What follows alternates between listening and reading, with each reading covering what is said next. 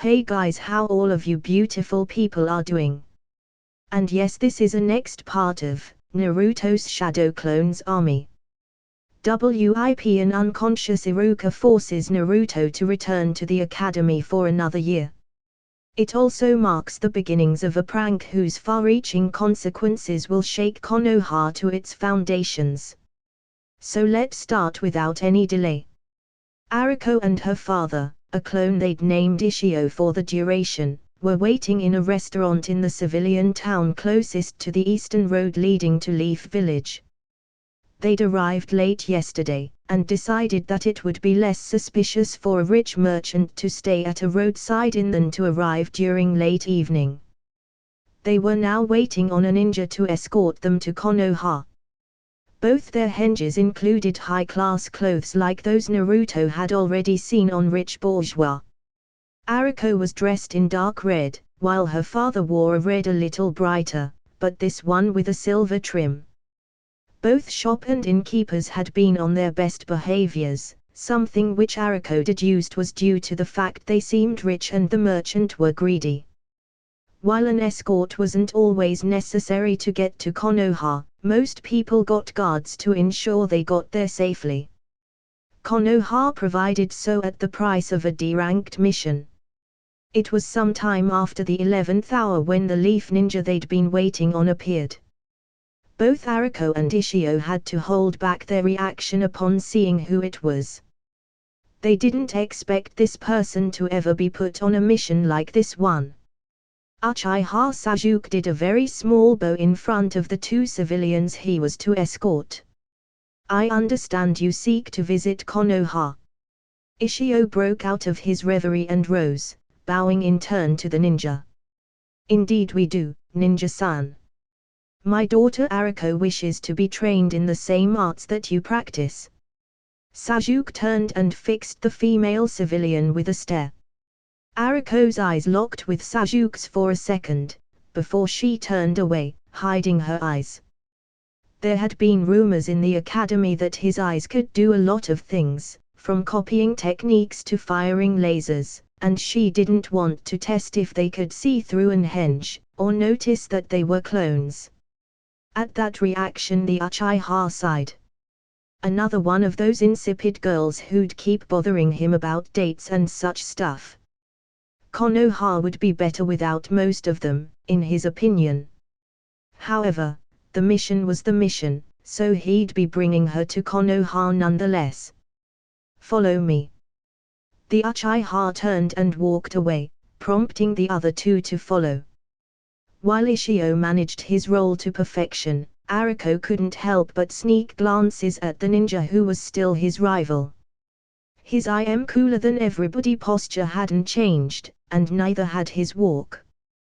Both were specific enough that Naruto could remember them out of all of those of students who'd passed the academy. On the other hand, the Uchiha often felt and hated the fact that said girl was eyeing him. He only wanted to grow stronger, damn it, not draw in more girls. He was getting a headache at the simple thought of the size of his so-called fan club.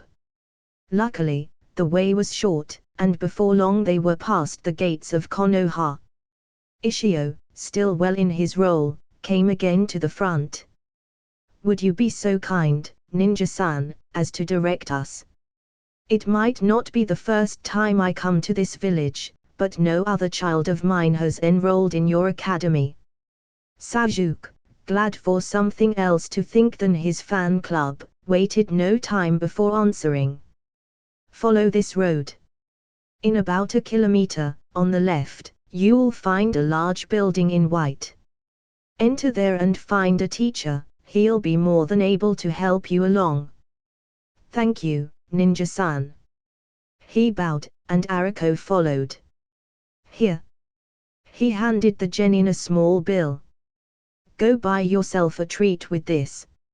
Sasuke bowed in thanks, and turned back the way he came.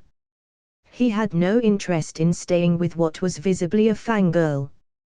As soon as the boy had turned her back to her, Iruka released the glare she'd been holding back the whole way. She couldn't wait to show the bastard one. and kick his ass as he so righteously deserved, to.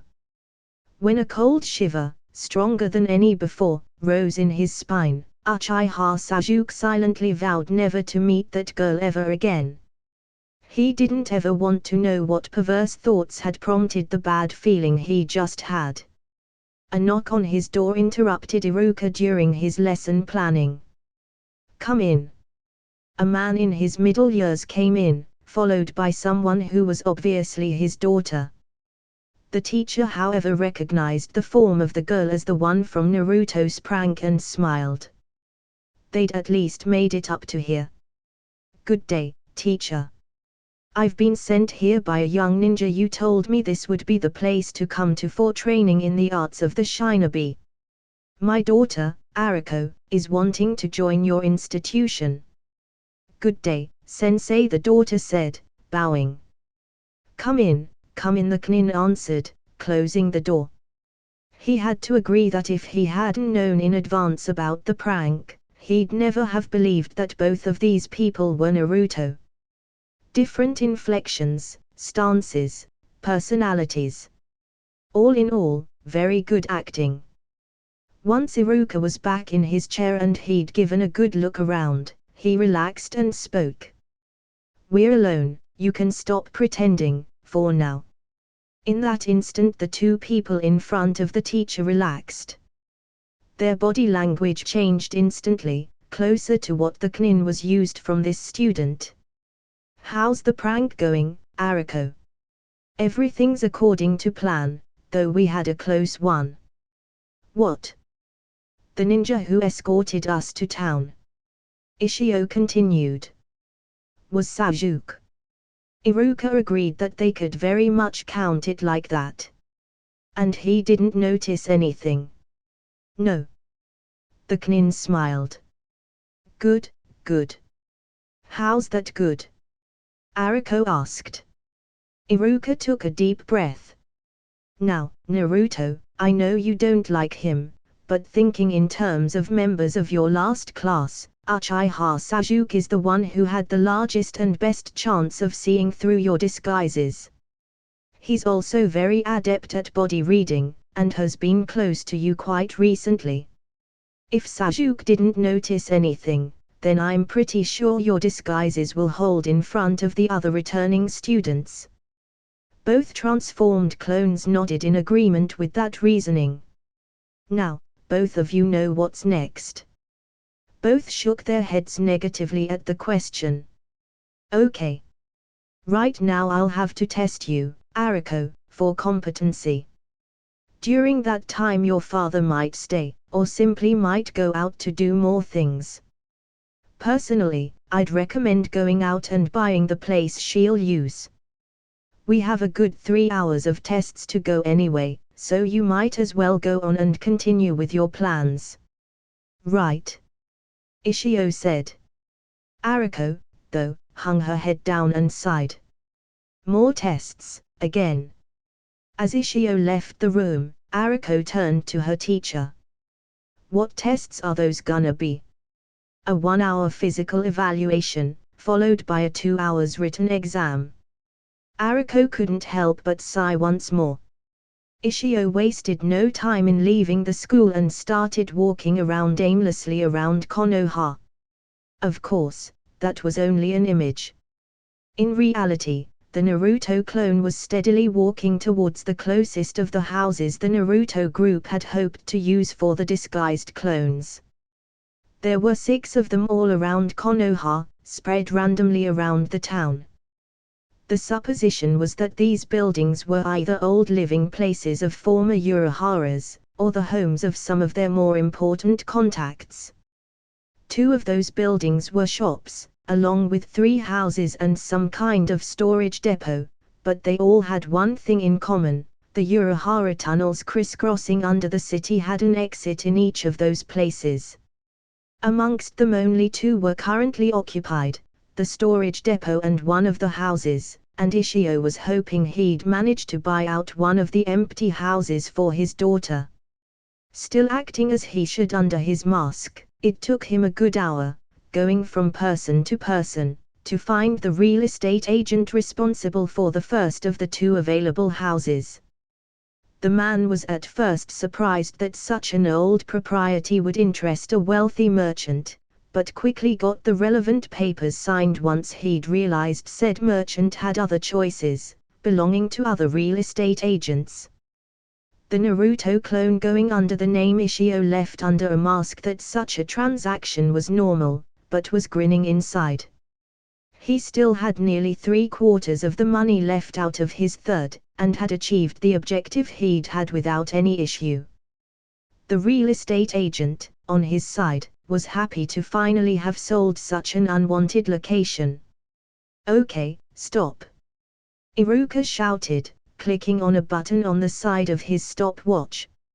Iruka, who'd been doing push-ups, sit-ups and various other forms of exercise for the last 15 minutes, pushed herself back up. She dusted herself pretty thoroughly, before coming to stand in front of the teacher. "So, how are my results, sensei?" The differences between what Naruto would have done, and what she did, were evident to the Knin. Where Naruto would have done something like a flip, and wouldn't have cared about the dust, she did the very opposite. He'd have to ask later, when they were alone. Instead, Iruka answered. "Very good, actually. Your throwing is good, as is your speed. Your endurance is enormous for a woman. Your taijutsu is below average, though that to be expected from someone without much training. Physically, I see no reason not to include you in our next class." Actually, compared to Tenten, who was the last girl to come from outside, Iruka topped her everywhere except her throwing. With the class 4 now not being as full as the previous one, she was pretty much ensured a place as long as she didn't completely flunk in the written test. "Good," she replied, smiling serenely. "Now follow me, I have a classroom already prepared for your next test." "So, how's it going?" asked the real Naruto, coming out of the tunnel hidden behind a false wall. Ishio had returned to the place he'd now mentally dubbed as Iruka's home and sent a clone down the underground passages to get Naruto to come, which hadn't taken much time. "Everything's according to plan up to date. What about your side?" "Found out how to increase the toughness of clones actually, though it won't help." "Why?" "I found out that how much chakra a clone spends simply by existing is dependent on how tough it is, meaning the tougher they are, the less long they'll last. I actually made one who was nearly as tough as me, and could survive stab wounds like I do, and it barely lasted 3 minutes, and that while not using any techniques. The best compromise I found out was actually similar to the clones I made during the chakra draining training. Any tougher and the clones have to spend too much time draining things. So that idea is a bust for training at the academy?" Ishio asked. "Unfortunately." "Any idea on how we're going to do?" "Well, the council decided to put everyone on training to succeed at the chakra shield before school starts. Apart from that, not much. No progress on the other techniques." "Nope. I'm starting to think I might have made an error in mastering draining first." Ishio was shocked. "Why?" "'Cause the clones don't train as hard as they did before. Before, they trained relentlessly till they dispersed themselves. Now, since they know they can live eternally due to the chakra draining, they take less risk as to stay alive longer. You remember how I trained to master the Kichibunshin?" "Of course. With what happened while I was training, how many times would I have burst myself if I was a clone? And how many times has such a thing happened since we mastered the draining technique?" Ishio thought a few moments while the original waited for an answer. He had to agree that he didn't remember any clone having burst from overtraining since they'd mastered draining. Lack of chakra, yes, but none from damages due to errors in training. which with the fact that they'd have gotten the memories of such copies meant that it had happened very infrequently at best. I see your point.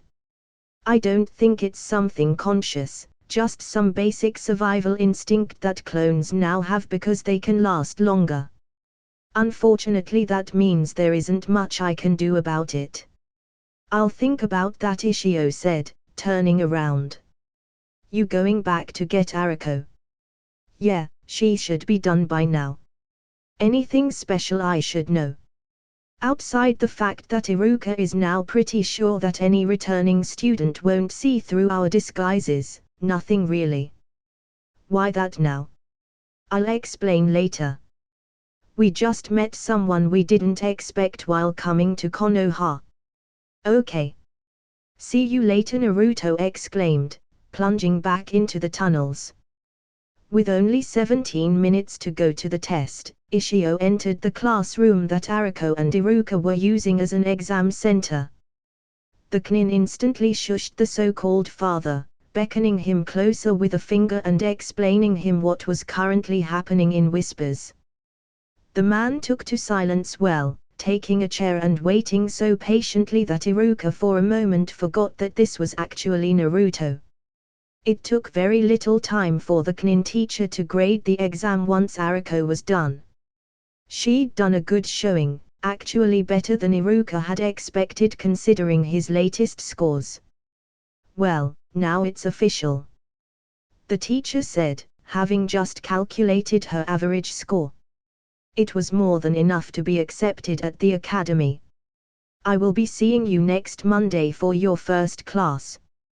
This. Iruka handed her a folder from the top of his desk. Is the equipment you'll need starting next week. Congratulations on your acceptance, student. Iruka did a squeal that made even Iruka doubt it was Naruto inside all that, and jumped in the arms of her father in gratitude.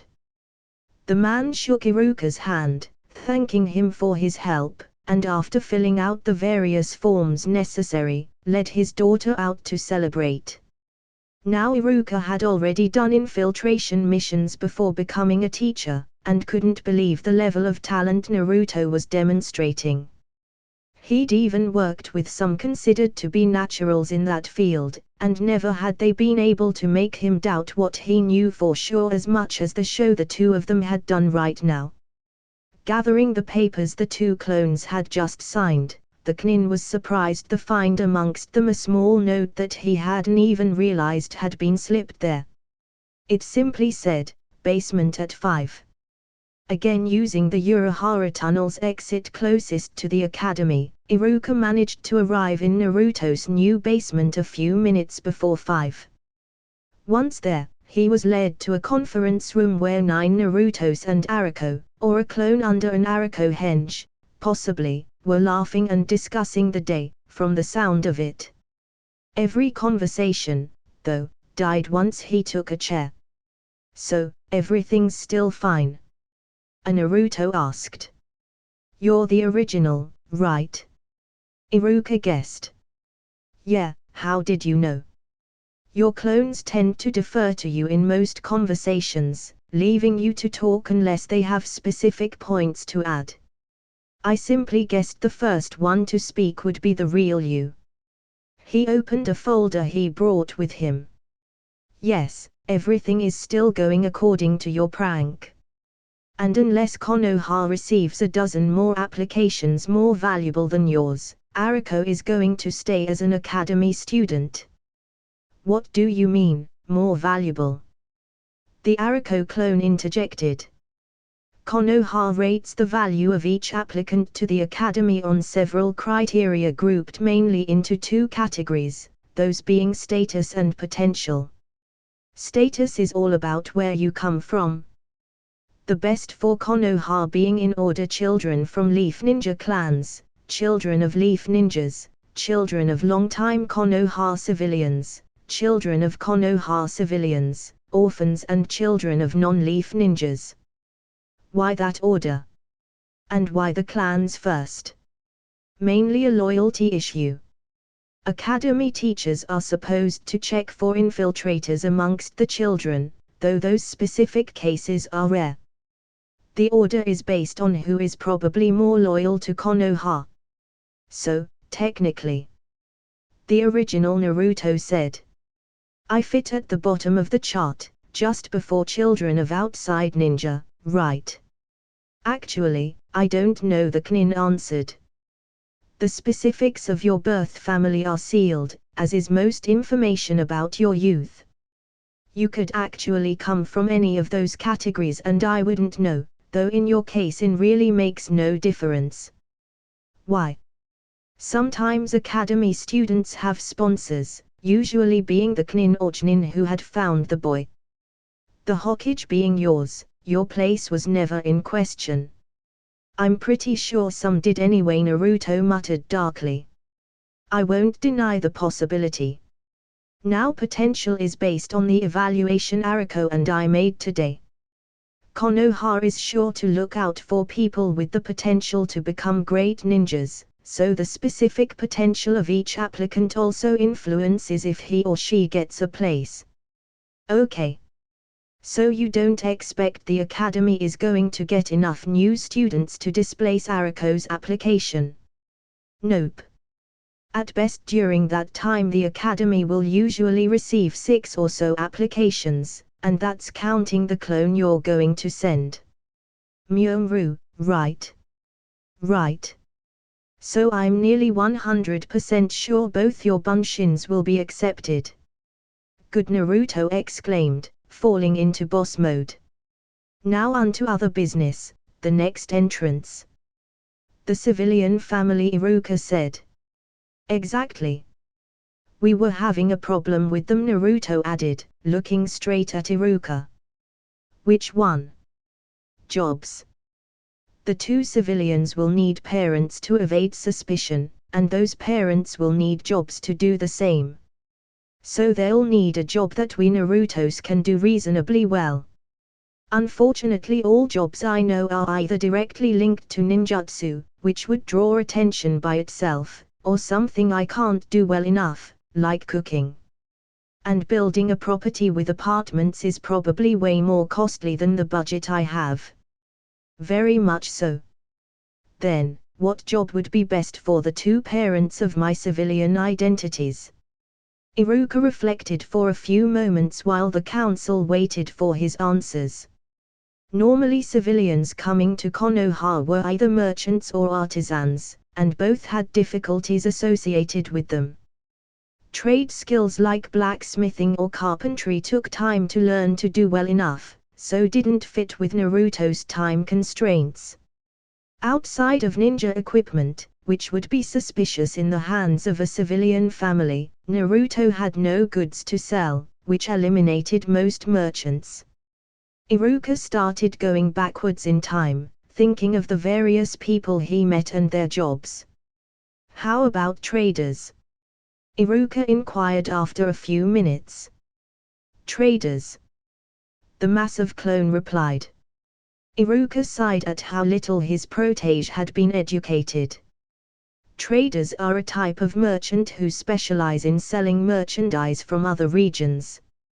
What's the use? Not everything is as easy to get outside as it is in Konoha. For example, what do you know about Suna? Only that they have ninjas and that it's a desert. Iruka sighed at the reminder of his protege's lack of knowledge. So what do they do about wood? Or cloth? I have no clue. They have to import it. And lots of the people doing so are regular civilians, making profit by buying merchandise where it isn't costly, like anything related to wood in Konoha, transporting them somewhere where it's rare and in demand, and selling it for a profit. It's perfect for your needs since it would logically take some time before you had stock, so nobody would be surprised if the shop you use isn't open for a while. It would also explain why one or both of the clones passing as the parents were missing, since traders are often away for business. But I'd need merchandise someday. How will I get it? You just send clones out. You compare how much it would cost in Konoha and how much it costs wherever you are. If the difference is large enough, buy some as a test and see if you can sell them easily enough. Then buy more if there's demand. So you're telling me to have more clones running around? Yes. The Knin replied. But not in Konoha. In the village, the 2 clones you have looking around will be more than enough. Just send a few outside the village to check out factories and craftsmen, especially in other countries, as those have the most chance of being costly in Konoha. Thinking for a second, Naruto remembered he already had a team of clones on its way to Grass, along with the solitary clone and the family of clones waiting for orders to come to Konoha. He'd message them with a clone as soon as this meeting was done. A good thing about that is that it could become your information network as you rise in ranks. Information network. Spies, answered the academy teacher. Amongst the high ranks, many ninja have numbers of contacts that forward information in exchange for, usually, money or favors.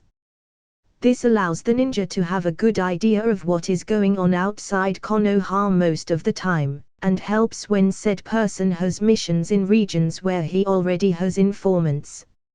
It's especially useful for infiltration missions, as up-to-date information about the city or countries can make creating false backgrounds safer, and avoid other potentially dangerous situations. So, in short, you're saying that I should have a few more clones running around outside Konoha, checking for things to buy and sell at profit, correct? Correct. I suppose. The Iruka clone interjected. That the 2 clones inside Konoha that aren't studying would be the ones checking out prices inside the city. Either those or the parents themselves, Iruka answered. The parents would actually be better, as they could answer questions and pass scrutiny much more easily. They might even find a few people who want specific merchandise, and are ready to pay for it. Okay. The original said. So the Konoha clones start looking for prices as soon as tomorrow, and will be joined by the 2 parents once they are installed. The clones outside will use Kichibunshin to generate some copies to look around other cities. Anything else? All the clones shook their heads negatively, and Iruka abstained from adding anything. Then let's all go back to the shield training, people. Yosh. The various council members left while Iruka held the original back. He'd wanted to ask a few questions, and felt better at being one-on-one for once with his student. It happened so few times lately. So, what did you want to talk to me about? Naruto asked. You know what happened today with Iruka? I even remember it. Good, the Knin exclaimed. Then can you explain me where you got the training you have in infiltration? What do you mean? You remember what you did after the physical test? What exactly? I mean, dusting yourself, the way you rose. Sure. Where did you get those? Sakura. Sakura. That's what she did each time after taijutsu practice. And the hug and squeal after the written test. Phi. That's what she did when her father came to get her after the final academy exam. Phi. Sakura Phi. He did a quick henge, turning into a girl a little taller than himself. She was there the year before you came to the academy. She and I had a prank war for a month or so. She had a scary laugh that sent chills to most people. She passed the academy, but I haven't seen her since. And you remember her? Sure. Iruka tut for an instant. Can I test you on something? Sure. Taking a sheet of paper and a pen from the former place of a clone, he handed them to Naruto. Can you write down everyone you remember from the academy? Which year? All of them. Sort them by year if you can. Okay. And he started writing. Looking over his student's shoulder, the Knin watched with slowly growing awe the paper Naruto was filling. As a teacher, Iruka had been on a first-name basis with the 60 or so students he'd taught during the past 2 years, but without the list growing in front of him he'd not have been able to name them all one after the other like Naruto was currently doing. And that's not counting that he'd been closer to them than Naruto had ever been. And the orange-haired boy was even able to go back 3 years and name students he'd never had. It was of course not perfect. Iruka could see a few errors in the names themselves, but a memory like that was more than he'd ever expected out of Naruto. Done. I'm missing a few names, but that's about it. Could you write down their descriptions? Sure. And he did. What about before that? Naruto made a face of disgust. You mean the orphanage? Iruka didn't pay it attention. Yes. Could you write down their names too? His student's face didn't change, remaining scrunched, but he wrote down name after name after name. The academy teacher was now beyond awe. No wonder the boy was so good with his fake personas. He had a veritable database of other students in his memory that he could use to build his false identities. The Knin wondered what made this information stick while the classes didn't. Lack of practical application. The sabotaging of the teachers. He knew he'd worked at least at 5 different occasions with Naruto on his basic bunshin, but the boy hadn't improved. He was pretty sure he had the right information for that one, with the many times he'd forced the boy to repeat it to him. Done. Iruka came out of his thoughts to see that Naruto had finished filling the sheet with the information he asked, with hundreds of first names written down in 3 columns. No last names. They didn't use them over there. The way he said there explained clearly what he thought of the place. The Knin was suddenly ashamed of having had to bring back these memories to his favorite student. You have an exceptional memory for people, the teacher said, as an explanation. The boy blushed at the praise. Smiling at the reaction, the Knin rose. Keep up working at your prank like that, and I'm pretty sure I'll be seeing you graduate this year. Now, can you lead me back home? Naruto rose. Sure. The 2 friends left the room while Iruka was mussing his favorite's hair. Naruto's message to spread as a combined information /trading network had reached the dozen of bunshins with the remaining summoning scroll right as they were leaving Hakuto Ch. The group had made very good time mainly because of a fortunate discovery. They had an easier time with Kawarimi if they warped long distances. They'd tested while moving out of Konoha. A simple Kawarimi meant to move you 5 meters ahead failed 90% of the time, while one going for a distance of 20 or so meters actually succeeded half the time. At 100, they'd only failed once out of 50 or so tries, and farther from that was even better. They could easily manage 500 meters or more, with the record being a jump of somewhere around 4 kilometers. This led to a very bizarre game of tag between clones that went from the Leaf Village to the border of Fire Country, all in a single night. The group had rested and refilled its reserves once in Grass Country, and had managed to find the required village well before sundown. Upon receiving Naruto's orders, each of the copies had made another, and all the newly created ones spread out to gather information around in nearby cities. The others made a final few Kawarimis and reached the first trees of the forest. Unsealing all the necessary equipment, the lead clone worked the blood vials to trace a line down the summoning scroll. It took more than 2 complete containers before the scroll consumed itself, and before long it was back before the group. That was faster than I thought was the first words that came out of his mouth as he appeared. Leaf Village was a week away from Grass, last I remembered. We found a good trick for covering long distances. I can see that. Is the original one of you? Nope. Damn. Ichib patted the ground twice with his back paw in frustration. In that case, follow me. The dozen copies did so. The wood wasn't that large but was incredibly dense, and the path the rabbit took was more fitting of a labyrinth than a forest. It took an hour before the group reached a large clearing, in whose middle grew a tall tree amongst rocks. Wait a tick, okay.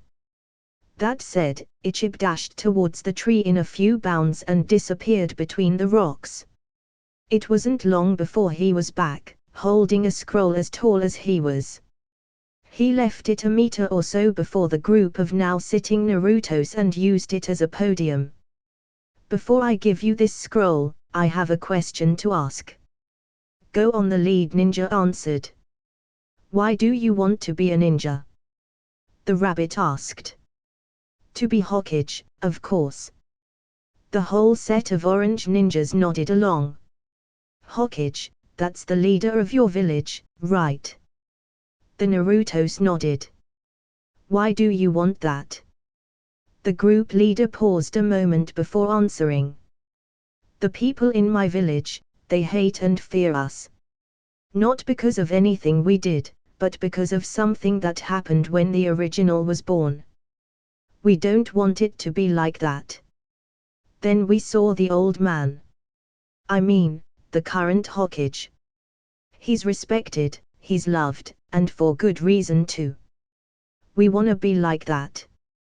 We wanna protect my precious people and have them see me as an equal, not as something that should be eliminated or tortured. And Konoha is a precious thing to me. Does that make sense? It does to me, the black rabbit answered. He, though the blonde, was like most people, thinking ninjas were cool because they were strong. That or his family pushing him in that direction. Ichib was glad to see that the boy was there of his own decision, having a good idea what the job entailed. Here Ichib handed the lead Naruto the scroll. You deserve it. Thanks. This will allow me to summon all of you. No. This will summon my boss, the leader of all rabbits. He wants you to summon him in your burrow, and to meet you in person. My burrow. Your home. The place you summoned me first. Have the real one summon him like you did for me. K. Thanks a lot.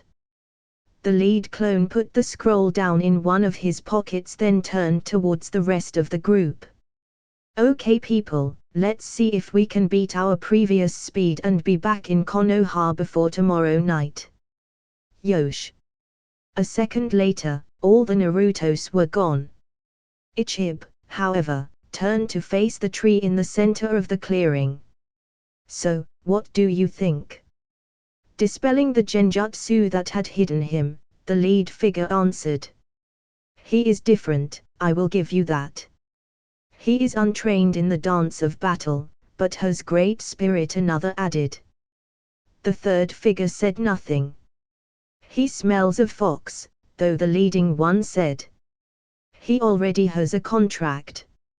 Not that I know of, Ichib answered. He didn't seem to know much about summoning at all. The rabbit waited a moment. So, your feelings?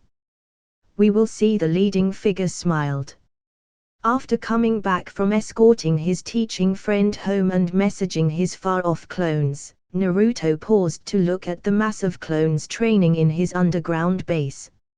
All of them were now training on the chakra shield technique, hoping to have it down before the week ended and classes restarted. None of the Narutos had even gotten close yet. Jumping between two rock pillars, the original Shinobi came to rest atop one. He'd been using this particular spot as a training area for the last few days, right after he'd used it as a lookout while battling the summoned crab. The best thing about it was that he could easily see all around without much trouble, and the fact that his clones could find him without much effort. After a quick look around to see if anyone needed his help, Naruto sat down and focused on the specifics of this technique, as they had been written on the scroll. There weren't many.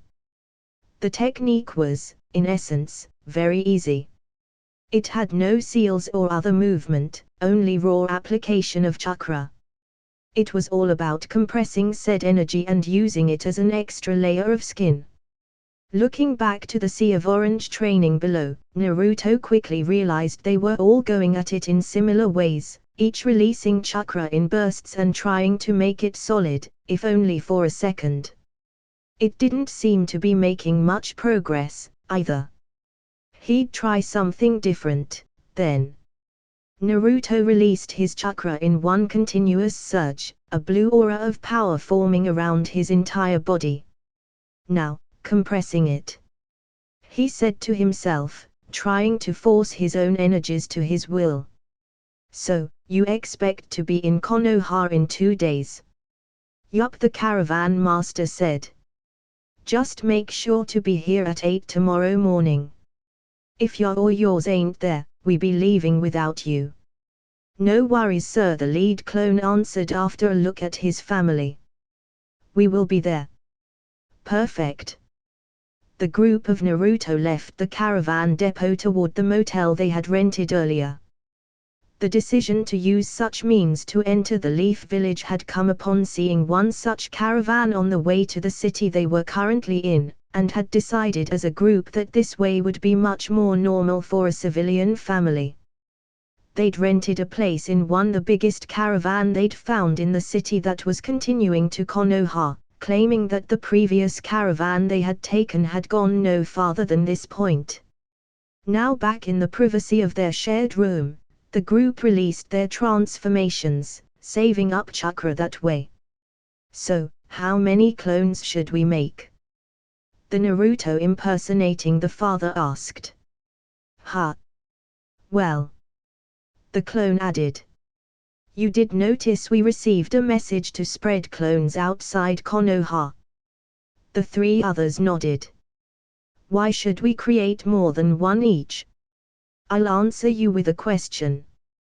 Did you notice how many caravans were in town? And how many destinations they covered? I have a good idea about the number, but not so much about the destinations. The 2 other clones shook their heads negatively. I have to agree most caravans' final destination is wind, but they have different way of getting there. Grass, river, bird, rain, those are all on the path to wind. We already have a team in grass. Added one of the children clones. But none in the others. And that list doesn't include all those not passing by wind. I saw caravans going to waterfall, vegetable and rice field along with one going by sea to tea country. If we send clones in all of those, we have a good third of all the great countries covered. Said the second of the child clones. I think I can manage a good 5, how about you? That night, 30 more copies stealthily left the motel that the Falls family was using, and by the next day they were on their way outside of Fire Country. Shio Koru was a proud knin of the Leaf who, as was usual for him, was assigned the surveillance of a part of the tall stockade surrounding Konoha. It was a job he'd done more than any other in his life, and that he was satisfied as such. Having been to such a post for a long while, he'd thought he'd seen everything outside of full-out war. That was why, 2 hours into his guard shift, he was graced by the sight of something he'd never expected to be possible. There was a boy climbing the wall. And by climbing he didn't mean wall walking. He'd already seen some of those new genins having just been taught the method, trying to prove themselves great by climbing the tallest building they could see. Those climbing the wall usually got off lucky, at least compared to those trying the same on the Hokage monument. The Anbu were much less forgiving on average. No, this kid was doing it the old-fashioned method, with a knife in each hand and some kind of spike on his shoes. Shio had to admire the guts the kid had. The wall itself was taller than most buildings in the city, and was hard rock. If he missed, the fall would surely kill him. The Knin decided to wait until he'd finished his ascent, or to catch him if he fell. It took an hour for the boy to finish his climb. The wall guard had to give it to the boy. He had stamina, especially considering he didn't look a day over 12. Dispelling the genjutsu he'd used to hide himself, the Knin asked, "Is there any reason why you did that?" Surprised, the boy turned while jumping to the side. Good reflexes, Shio noted, though his balance could use some work. "How did you get here?" The kid said, his weapons, 2 knives so dulled by the climb he would have hurt a fly with them, in a decent offensive position. A ninja never tells his secrets. "You're a ninja." The boy's face changed instantly, a big smile shining on it. "This is Konoha, right?" Shio nodded. "I wanna join." The face became pleading. "You want to be a ninja?" "Yeah. And what do your parents have to say about that?" The face the boy made answered all of the Knin's questions. Rage, sadness, pain, loneliness, all mixed together. Either the boy's parents died recently, or he'd been abandoned not so long ago. "Tell you what." He changed the subject. "I still have 2 hours before my break, so I'm going to test you until then. If you do good enough, I'll bring you to the academy for enrolling, okay?" The boy's face teared up again, but this time in happiness. "Thank you," he cried out, bowing as he did. "What's your name?" "Myomru." "Don't thank me yet," Myomru. Shio smiled. He then put him to the test. The whole works: push-ups, sit-ups, throwing, dodging, even a mock battle. The kid impressed him again, nonetheless. He lasted the whole 2 hours without complaining or rest. Sure, he wasn't perfect, his throwing was horrible and his taijutsu needed a lot of work, but the boy was fast, dodged well, and his stamina was high even for being a kid full of energy. Come his break, he had no choice but to uphold his end of the bargain. Bringing him to the academy, he noticed another thing he liked in the boy: he was focused. He passed the whole way to the ninja school in silence. Sure, he was looking around on both sides, but he went the distance in silence, even though Shio was sure he had 100 questions. Once in the building, he made his way to Iruka's door, and a single knock had the teacher opening the way to his office. "No, Koru-san, what can I do to help you?" "Yumino-san, I have a child for you." Yumino Iruka was of the same genin class as he was, though contact between them had been rare after that time. They had gone in 2 much different ways, in the end. Shio brought the boy forward. "He is someone without parents, and has made his way here to be able to enroll as a ninja. I will take care of him, Yumino-san," someone said behind them. Turning around, both Shio and Iruka noticed another Knin had joined them. The wall guard knew him well, having been in a team under his leadership at many a time during his genin days. "I have no problem in doing his inscription," Hyjin-san, Iruka replied. "You have already missed 2 days and are probably still late on your work," Hyjin Kiritri stated in his habitual neutral tone. While many found this peculiarity of his speech condescending, Shio knew that this way just his way. He still sounded like an Aburam, though. "Since my own preparatory work is complete, it is better for all that I take care of it." "If you say so." Iruka relented. "Good day then, no Koru-san, Hyjin-san." He then retreated into his office. Both he and Myung-ru followed the older instructor to the door of his own office, where said person turned to the boy. "Can you wait for me in my office while I talk to Nokoru-san here? I won't be long." "Sure," the boy said, leaving the two to their conversation. "I didn't know you had asked for a job as an instructor," Shio noted as soon as the boy was gone. "Sundame Soma personally came to see me as soon as the debacle with Mitsuki was over," he said, rare emotion entering his word as he spoke the traitor's name. "It fit well with my plans, also." "Your plans?" "I am getting old, Shio," he said, sighing. And it was true. For a ninja, he was in his late 50s, past retirement age. "And with what happened with the Kaibi, I'm the last of my clan. But I swore to my father when he taught me our clan's style that I would do everything I could for it not to die. So I have been looking for the past 3 years for someone that could carry my legacy.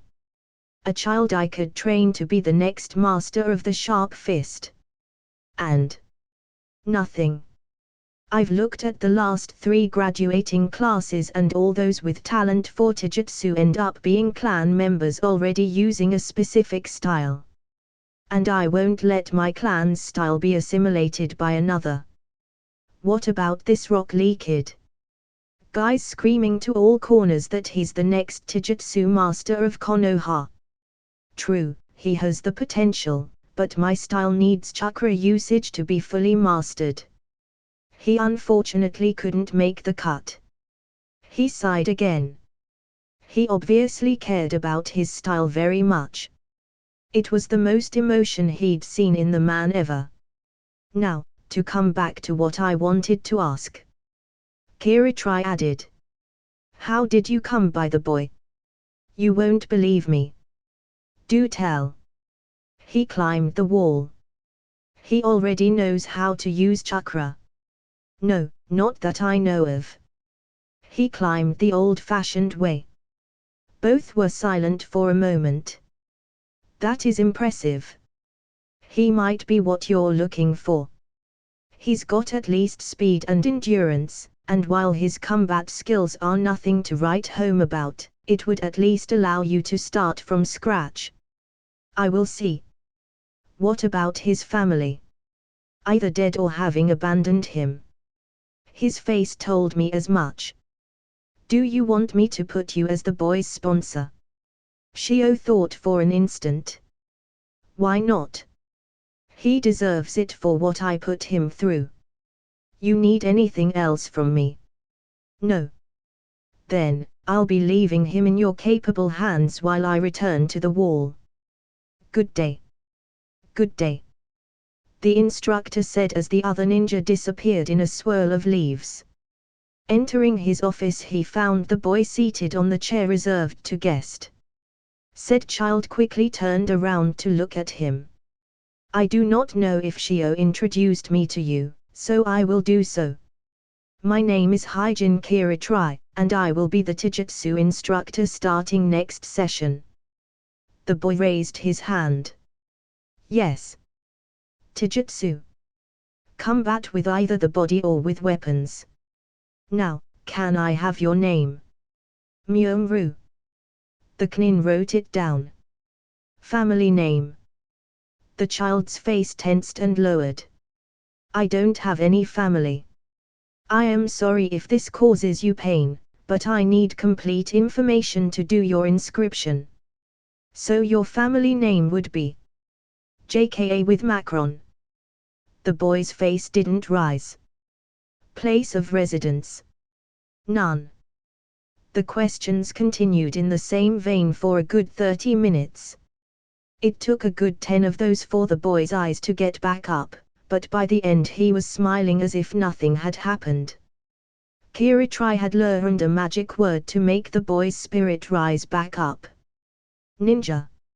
As Myung-ru started in the physical evaluation that came with wanting to be a ninja, the Knin couldn't help but notice exactly what his past subordinate had told him earlier. He had been right, this kid might have been the exact person he'd been waiting for. For Iruka, the day passed with agonizing slowness. He'd expected to be the one writing in both of Naruto's prank inscriptions into Konoha Academy, but couldn't find anything on the spot to oppose the words of the elder Knin. And the worst was he was right. He was still late in his preparations. Worst was, Iruka had passed the whole afternoon juggling from supply notice to student annulations to weapon requisition form, all the while going at half his usual speed due to anxiety. And the knowledge of the problem did anything but help. Hyjin Kiritrai, who'd been chosen by the Hokage to replace Mitsuki, was something of a legend in the Knin circles. A taijutsu specialist of high grade, while not on the level of Matogai, he was one of the few Knin to be consistently given A-rank missions. The rumor was he'd turned down the Jnin rank at least twice, for reasons unknown, though, again, widely gossiped about. He was probably one of the top Knin in Konoha. He was more than good enough to be able to see through disguises. So Iruka stressed continuously, expecting every second to have Naruto surge in telling him his prank had been seen through, or his college notifying him of an infiltration attempt. He nearly hit the ceiling when someone knocked on his door in the late afternoon. Kiritrai came in right after that, and handed him the registration papers. While placing the various sheets in their respective folders, Iruka couldn't help himself but ask questions.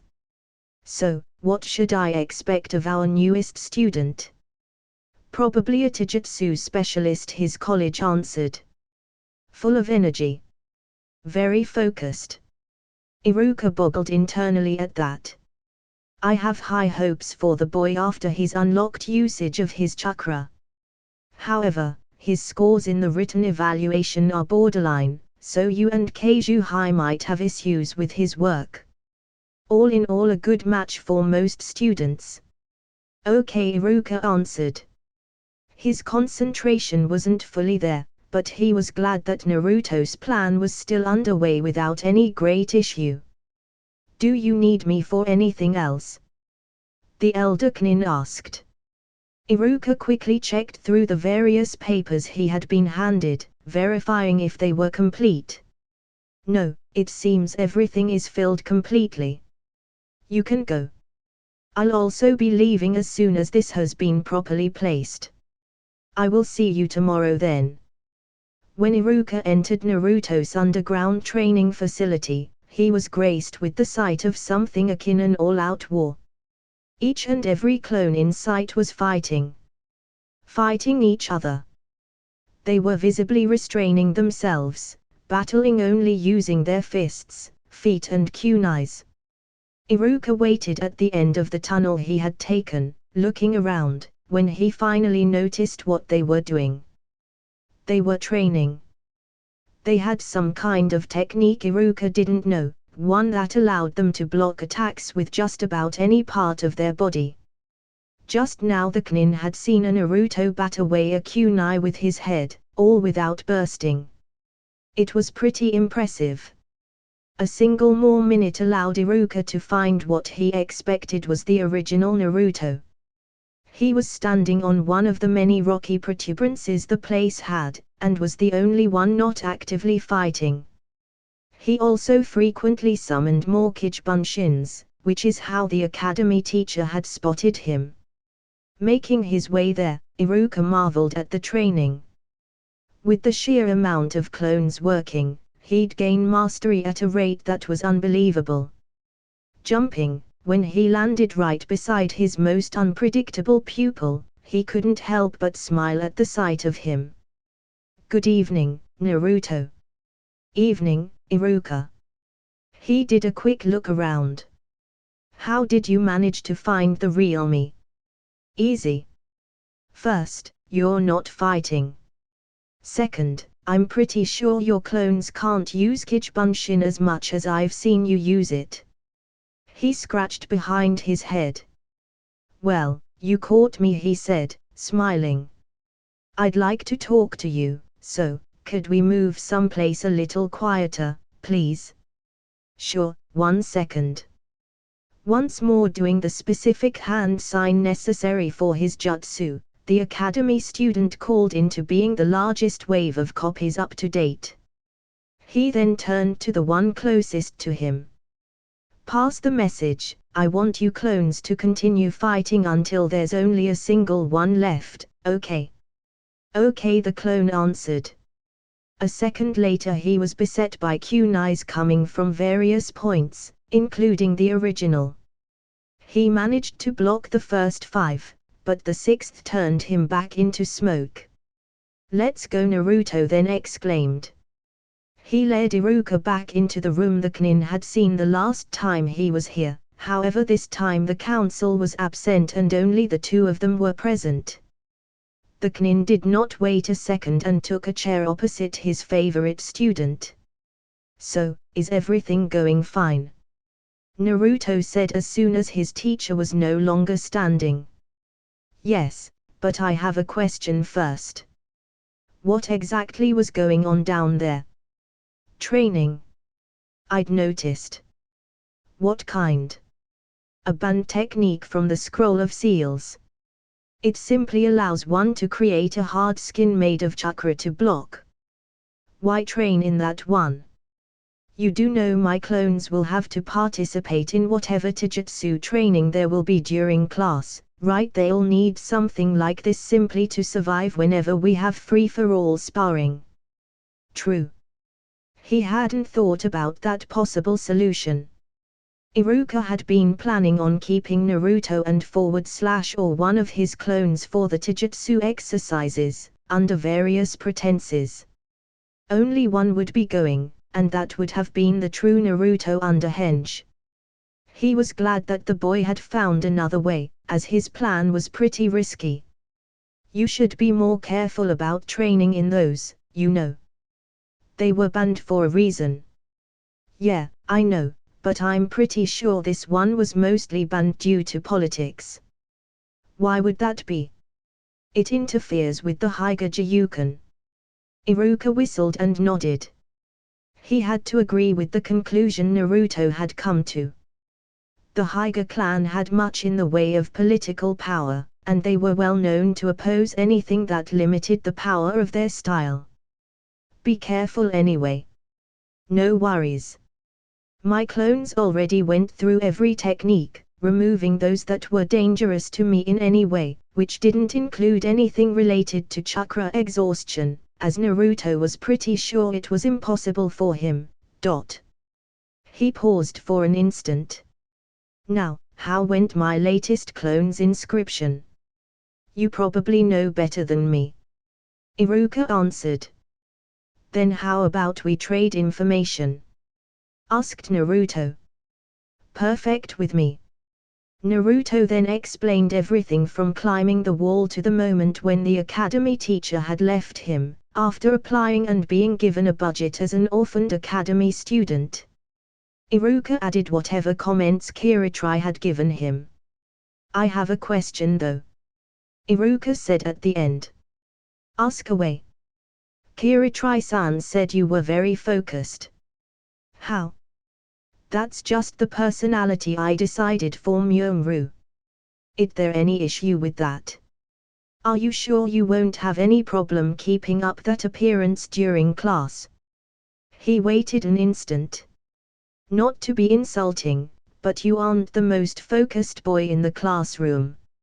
Are you sure you will be able to keep that appearance up? Sure. I can be focused when I want to. Remember that time with the tags? You know, the one 2 years ago. It took some time before Iruka remembered that specific moment, but he groaned once he did. After a week without pranks, Naruto had managed to put explosive tags in every single place Iruka could have thought of. Luckily those had been training tags issued for the academy, those being generally as strong as a simple firecracker. He'd even managed to chain them in specific ways, like those he'd used to make every single drawer in the room open abruptly before their contents exploded out. Iruka had to admit the level of focus necessary for such a prank was much more than he'd ever shown in class. Then, why didn't you show that focus in the academy? "'Cause it's boring. Those tests you give out, I've already done them. Most of those lectures I've already had. When I go to school, I wanna be taught something new and useful, not something boring and useless. For the prank it won't be a problem, since it's for a prank, but the rest of the time it's not worth the effort. It's not like you're teaching any new ninjutsu, after all." Before Iruka could answer anything, a clone entered the room at high speed. "Boss, you gotta come down here," he said. "Why? The clones you sent to grass are back. And why didn't you use a clone to message me?" "We did. 3 times even. You just didn't receive it, it seems," the Naruto copy answered. While Iruka followed Naruto back down, he was thinking about the speech Naruto had given him.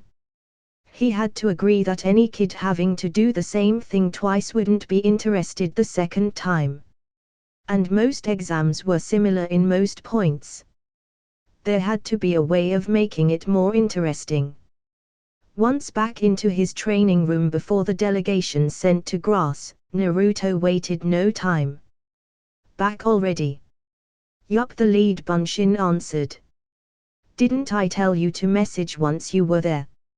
"You did and we did. It's the first time we heard that a message didn't come through. I think it's because we're starting to have too many clones.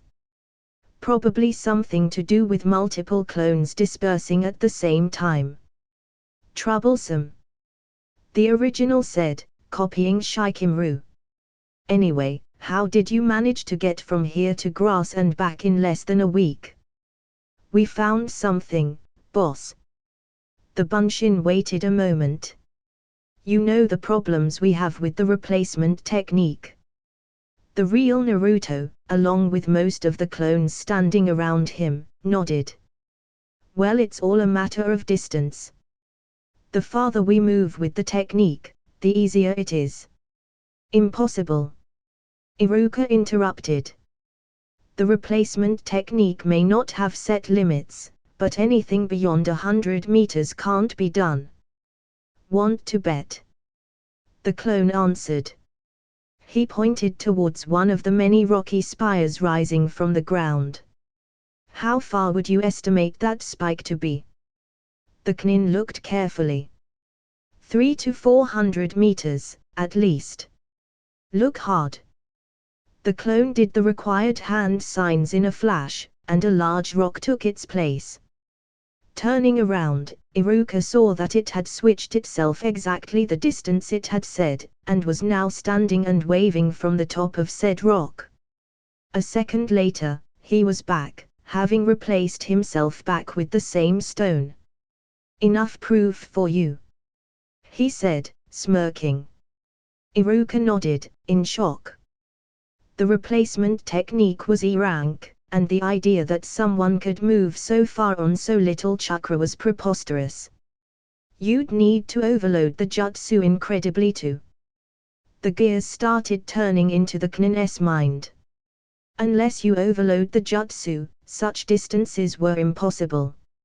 In all the techniques Naruto knew, some were impossible to overload, like Kichibunshin, while he had issues with every single technique from the academy, which took very little chakra. Except the transformation technique, but since his was different from any other it might be much more demanding in terms of chakra. "Hey Iruka?" Naruto asked. The Knin waved his student into silence.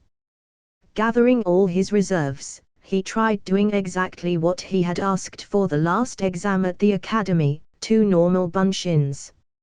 Only this time, he wanted to overload them as much as possible. Going through the needed hand signs, he channeled as much chakra as he could in the technique, all the while limiting himself to 2 clones. Said clones appeared. They were, however, similar to the last two normal clones Naruto had summoned. Their skin was clammy and they were visibly sick, and vanished less than 2 seconds after appearing. I finally understand. Iruka finally said, breathing hard. Why the normal clones didn't work for you? All the Narutos turned towards him in unison. Why? It wasn't lack of effort, as I'd thought, but too much effort. You were putting too much chakra in the technique, and that's why it always failed. Oh, they all answered. That's good that we finally found out, the teacher added. Especially since your two clones in the academy have to be proficient in that technique, especially if you want them to stand out for you.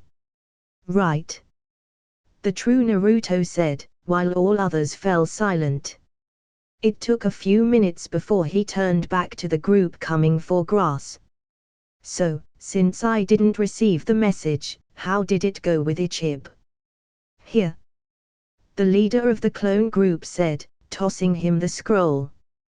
You need to summon this guy. Here. The leader of the clone group said, tossing him the scroll. You need to summon this guy. Catching the scroll, Naruto eyed it carefully. After the debacle with the crab, he was more careful with summoning than he'd been before. Who is it supposed to summon? The boss of the rabbits. Thinking a few moments, the original student answered. Why don't you go over what happened since you left? The clone group did so, each speaking in turn to complete what the previous had started, which made the conversation difficult to follow. Not helping was the fact that the various explanations sparked some memories inside Naruto. He evidently remembered some form of what happened, but not consciously. Fortunately, or unfortunately, this wasn't the time to dwell on such things. So, in short, the blonde ninja said, once the explanation was winding down. The guy this thing summons is the one who'll decide if we make the cut or not, true? The group of Bunshin nodded. What do you think, sensei? Iruka jolted out of his thoughts at that phrase. Sorry Naruto, I wasn't paying attention. You were saying? He asked. Said boy quickly gave a quick description of the various discussions with and about the rabbit summons for his teacher.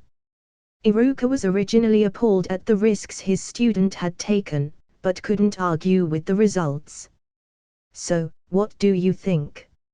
Naruto added, seeing that the Knin was still pondering what he had said. After a few seconds of not finding any point to argue, the teacher nodded. I can't find any reason not to summon this rabbit leader of yours. I doubt it could be a trap, and even then the sheer number of clones would pretty much ensure an escape. Just don't be afraid to run if it gets dangerous. Also, prepare a large space. I've heard that some of the boss summons are quite large. The Bunshins started moving at said words. Okay. Can I stay here and watch? I've never seen any of the boss summons, so it would be a learning experience for me also. No problem, his student answered, unrolling the scroll on the ground before him. He then took one of his kunai, slashed open a finger and spread the blood in a line in a smooth motion. The scroll reacted instantly, consuming itself while emitting copious smoke. It, however, quickly dispersed, and the rabbit boss was now standing there. For all Iruka had said, said rabbit wasn't large at all. He was 1 or 2 inches taller than the Knin, and was standing in a similar way as any human. He wasn't wearing much, but was covered with pale grey fur. His only accoutrements were a leather strap holding a bag full of staves in his back, and a pair of black gloves with steel plates made for his animal hands. As soon as his eyes opened, he fixed Naruto with a stare. Naruto stood there, impassive. After a full minute where Naruto stood still while Iruka stressed but refrained from moving, the summon lifted his stare. The pressure that had been there evaporated in an instant. The rabbit sniffed, then smiled. I can see you're something special, kid. Naruto relaxed at those words, and smiled. It was the shy smile Iruka saw rarely, like the time he'd given the boy the money for his prank. He relaxed also. I am Nanabo, leader of the rabbit summons, and Ichip has interceded in favor of you signing the rabbit contract. The non-human figure did any few seals, which seemed bizarre considering his hands, and two other rabbits appeared. One was a little shorter than Naruto, was wearing clothes similar to those of a samurai with two swords hanging from his side, and had his ears tied together. The other was a normal rabbit, the same size as Ichip had been. It had two weapons consisting of two differently sized short blades on wooden handles hanging somehow on his back. Both were pure white. These two will be the ones testing you, the summon leader said before turning to his subordinates. Miyamoto, test his ability at surviving first with Monty, then his ability to learn. Yes, Master said Rabbit replied, bowing. During that time I'll look around the city with you, he added, looking at Iruka. Is that okay with you? Iruka, who had been up until now a spectator, was surprised at his inclusion in the plans. I don't see why I couldn't. He answered. Good, the animal boss added. Why can't we wait until I'm done with the tests, and we all go together? Naruto said, his tone a little whining. Iruka held back a sigh. Sorry Kit, but we'll probably end up in a bar somewhere, and I don't think you're cleared for alcohol yet. Naruto pouted but didn't argue. As soon as the two tallest of the group left, Naruto turned back toward the one dressed as a warrior. So, how are those tests going to be? First, Uzumaki-san, as you have heard, Monty here. The rabbit pointed down to the smallest of the group. We'll test your ability to survive. How? He will fight you. Your goal is not to defeat him but to survive. That's all. No limited techniques. Yes, Uzumaki-san. It will be much more difficult than you expect, I gather. The rabbit paused for a second. Are you ready? Naruto twisted his neck twice in preparation. Sure.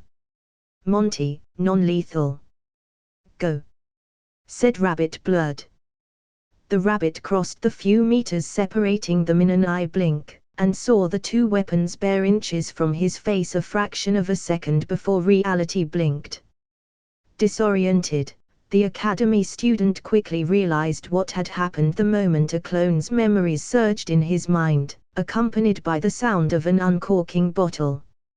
A clone had switched with him at the last instant, saving his neck. Hearing something rushing towards him, he switched again, this time landing on the farthest pillar from his point of origin. By now the clones had realized what was going and were once again trying to attack in mass, though the only result was the rhythmic sounds of uncorking bottles as said clothes were decapitated. Seeing his bunshins going down at high speed, he quickly created a new batch, 2 to 300, before switching again. This time he didn't wait, and as soon as he appeared he called out Raitan, knowing his clones would get the meaning. And they did. A second later too many flashes to count filled the room. Naruto was happy to hear that the dreadful popping sounds stopped at that instant. And restarted a second later, once again coming closer. Naruto switched while swearing in his head. How did that bunny track him? As soon as he reappeared, the death of a clone gave him a good idea. Sound. Noise. He cried out, right before switching. This time it took a longer for the clones to catch on, but they quickly did. One by one, they all started making noise. Some clapped their hands or stomped the ground. Some started singing, some yelling, some whistling. A few even started telling jokes. The effect, however, was immediate. The rabbit no longer tracked him unerringly, and started eliminating the clones closest to him instead. It then became a stalemate, with Monty eliminating clones as quickly as Naruto created them. After a full minute of this, the samurai rabbit Miyamoto had enough. "Monty, stop." As soon as those words were uttered, the small summon was back where he had been originally, as if he'd never moved. Naruto, on his side, switched back before the two rabbits, breathing a little hard. "Good enough showing, I suppose," the samurai said. Monty, unmoving, said nothing. Overtaken by curiosity, Naruto couldn't help but ask, "Does he talk?" "He never did, to my knowledge," Miyamoto answered. "I am not even sure his true name is Monty." "He does answer to it, however." He paused for a second. "Can I ask a question?" "Sure." "Why did you not flee using your technique?" "Survival was the goal, not defeat." This, the blonde needed to ponder.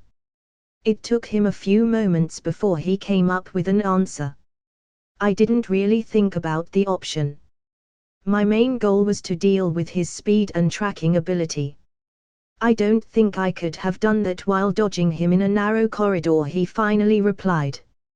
"A valid answer. Now for the second test." The rabbit paused. "Have you been trained in the way of the sword?" "No." "Perfect. Now if you can get something to train with, be it a sword, bokuto, shinai." The samurai enumerated, his eyes closed. The clone closest to the exit disappeared for a second, only to reappear a few seconds later beside Naruto loaded with dozens of sword-like weapons. "Sheath, a thin plank, a cane, even a branch would do," he finished, finally looking at Naruto, who was in the process of selecting a katana. Miyamoto choked a little. "Those will be fine, I think. Now take your sword like this," he instructed, demonstrating with his own sword. "And take this position." Monty, still looking, stood there silently. The summon named Nanabo had not lied. He'd entered the first bar Iruka had pointed out and had gotten them a private booth. He had been helped by the fact that he'd hidden his natural appearance under a genjutsu that, to the Knin's eyes, was flawless. He was now, outside his grey hair and eyes, a totally forgettable person. He'd ordered a strawberry liqueur for himself, while Iruka took a simple Konoha beer. As soon as they received their orders, the bunny leader stepped up. "Now that we have drink, let's get to the real reason we're here. Which is, I want you to describe me your student, Naruto." "Why me?"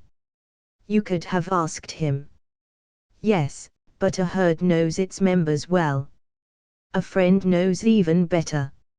A person might underplay or overplay his own abilities, but a real friend would not. So, tell me about this boy who wants to summons the rabbits." "Well, how could I describe him? He's someone very friendly and energetic. And loyal also. He tends however to be very lonely, and keeps his emotions to himself. He's much brighter than he looks, and can think outside the box at the best of times." Iruka was ticking down fingers. "Sadly, he's not one for the usual school environment, and I have much difficulty having him focus on his classes. Between that and his pranking, he makes the academy interesting, to say the least." "So he's a prankster," the rabbit said, smiling. The Knin did not notice, stuck in reminiscence. "The very worst. Not a month ago he painted graffiti over the carving of the previous Hokages," he pointed out. "Over the face of your leaders." "Yes." "Bway ha ha ha." Nanabo couldn't help himself and laughed heartily. He can see he's a handful. Yes. Apart from that, the academy teacher became more reticent. He hasn't really been treated properly. How come? Well, he's an orphan. And no one cared enough to adopt him. He's been alone since forever, and doesn't make friends easily. Iruka was silent after that, not wanting to get into dangerous territory. It seemed, however, to be painting a good enough picture for the Rabbit King. That's all fine and good, but there's one thing missing. What's the link between him and foxes? Iruka tried not to react, he really did, but even the partial stumble was damning enough for the creature in front of him. You know, he said. I can't say anything, the Knin replied. Wait, this is Konoha, right? That would mean. Then he. Iruka's eyes filled with fear. He was watching a train wreck in slow motion, but was powerless to stop it. Bway ha ha ha. Laughter. That wasn't what he'd expected. The foxes will be trying to one-up us for centuries after that. He kept on laughing. The teacher didn't understand anything anymore. Explain, please.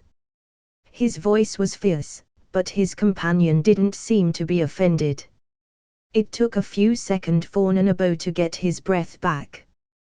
The fact is, generally, the relationships between animal summons emulate those of the animal they represent. That's why the snake and frog courts have always been opposed. One is naturally prey to the other. It would normally be the same between rabbit and foxes, if not for one thing, we are both known to be trickster spirits. Okay. So that makes the relations between us two more like rivals than actual enemies. Our fights are pranks we do one another or occasionally on other animals. Iruka motioned to continue. Added to that is the fact that the foxes were always somewhat proud that the Kaibi was a fox. They didn't like its methods at all, but it was the strongest, and it was a fox. Nanabo smiled. And now the vessel for the Kaibi, who the fox court would have given their tail to have, is asking to be a member of the rabbit court. Bway ha ha ha. He started laughing again. The laughter was quite a bit hysterical and Iruka couldn't help but smile. It was, he had to admit, a reaction he hadn't seen coming. And he understood, that was the worst. It really doesn't bother you? The Knin had to ask. What, you really think that the mighty Kaibi would want to sign the rabbit contract? He started on laughter even more hysterical than previous. Iruka himself released a bark of laughter at the image of the Kaibi, great destroyer taller than Konoha, trying to sign a scroll not even 2 feet large.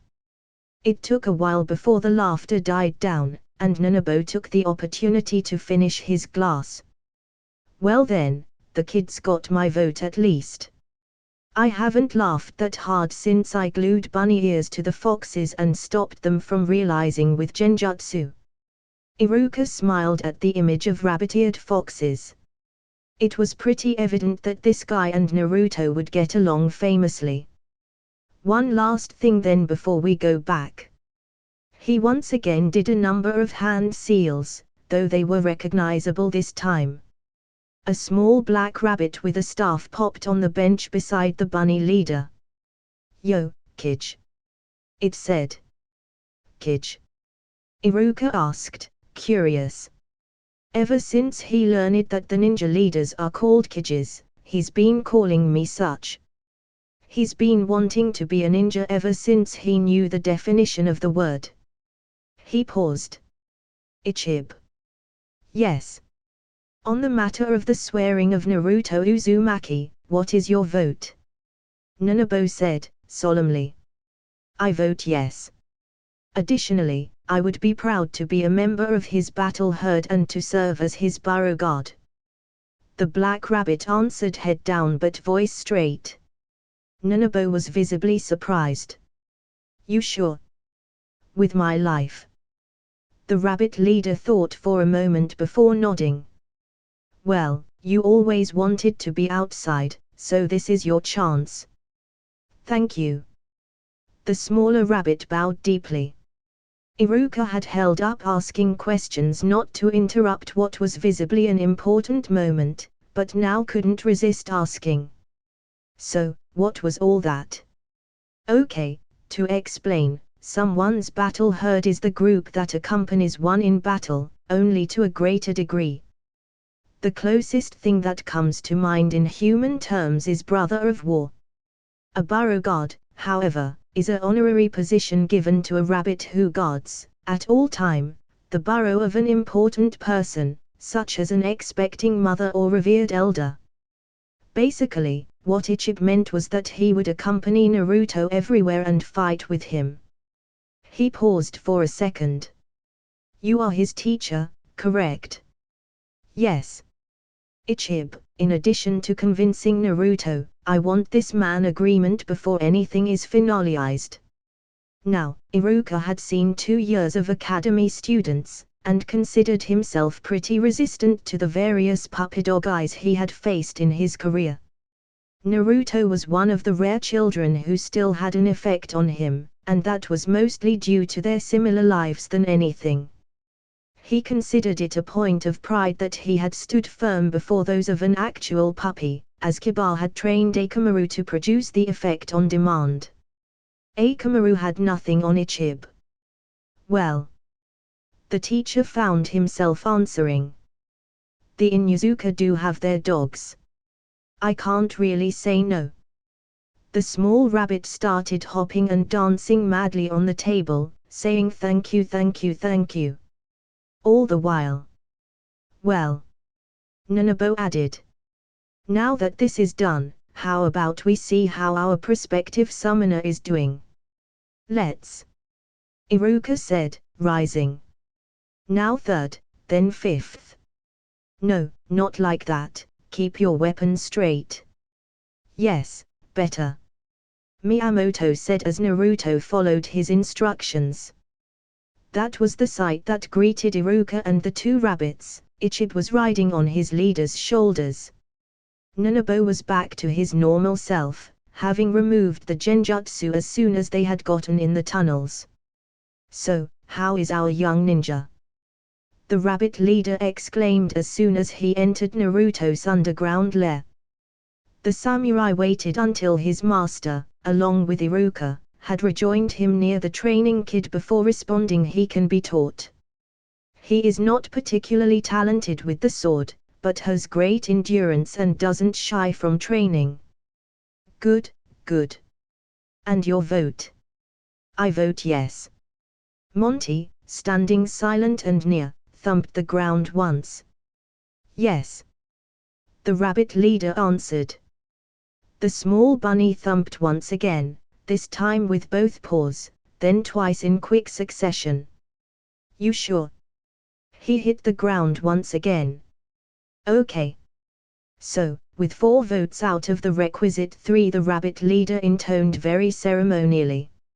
Naruto Uzumaki, you have been cordially accepted as a member of the rabbit clan. Now there are only 3 steps left.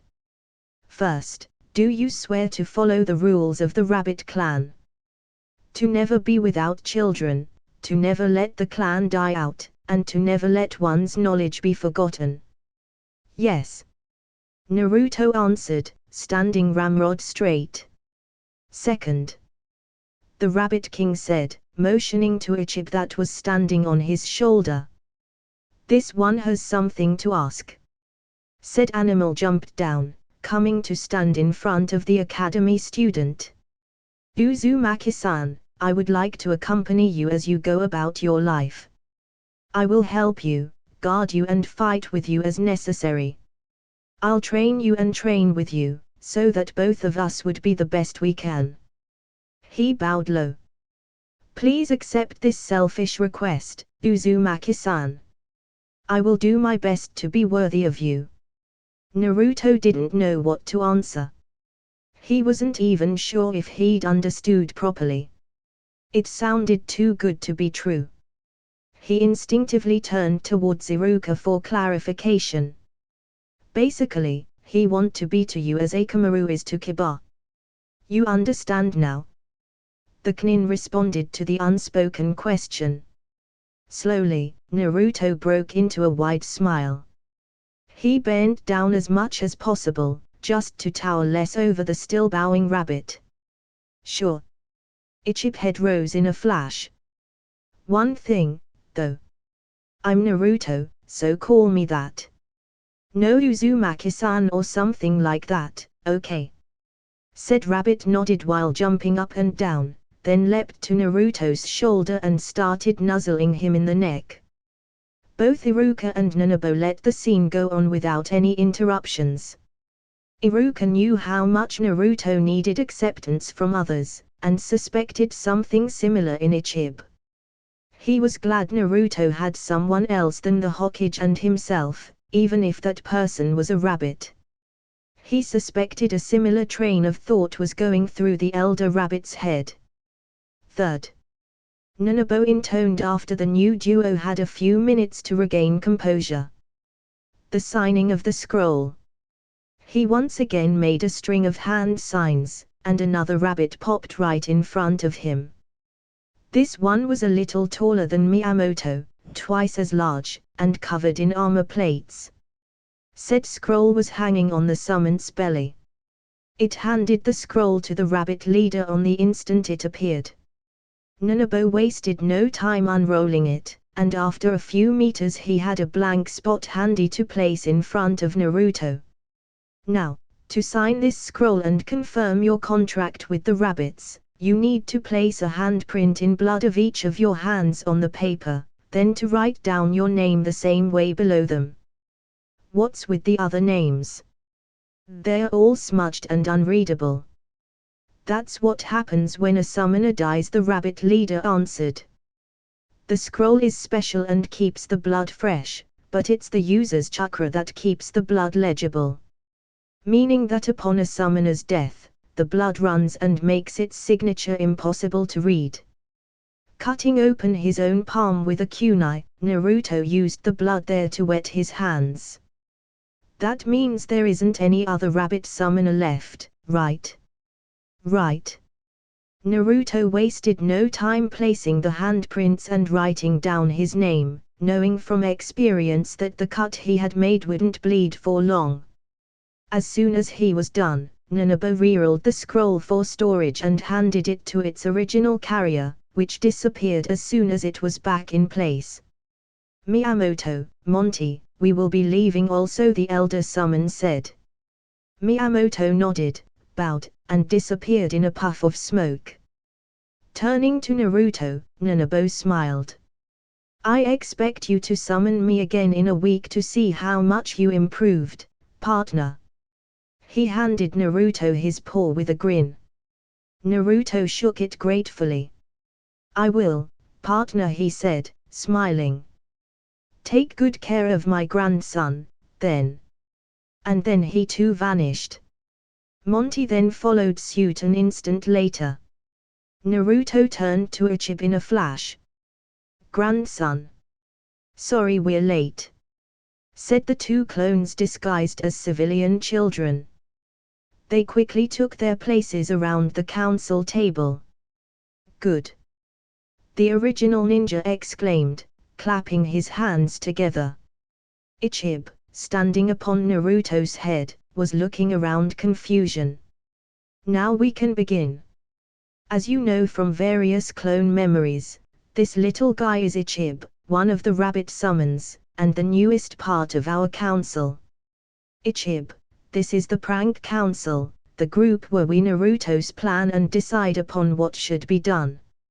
And this works with all of you being the same person? Ichiba asked, visibly confused. You'll see, replied the bunshin known as Myoumru. So, now that we're all there. Status report.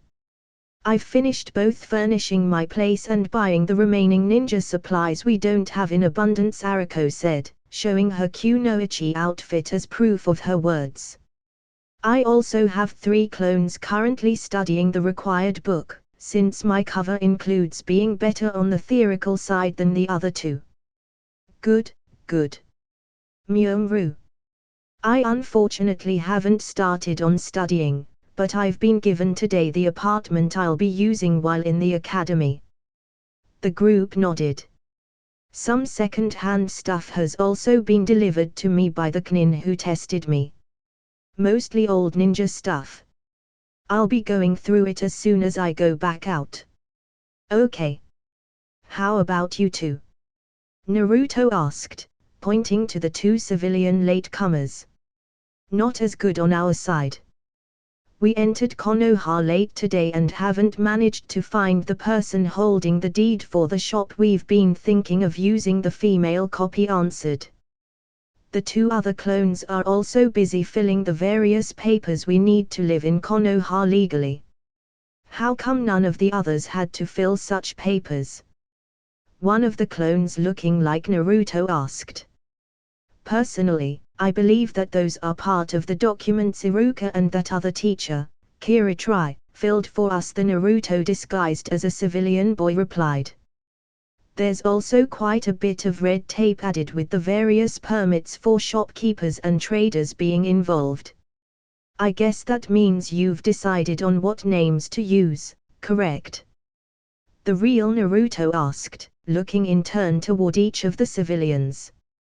Yup. I'm Jizuku Mori. The female one said. And I'm her brother, Jizuku. Our father is Jinii and our mother, Anii. Her brother continued. Perfect. Kokia, Kumori, remember to update everyone via clone about this selection. The 2 nodded while Naruto went on. The fact that you guys are not up to schedule isn't that bad. Your placement isn't as time-sensitive as the one of the 2 ninja bunshin. Now, unless there's an emergency, this will be the last council meeting before the academy opens.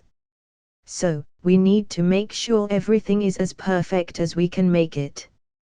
We can't be meeting every day as we did before or it'll draw too much attention. The whole council nodded. So, first thing, techniques.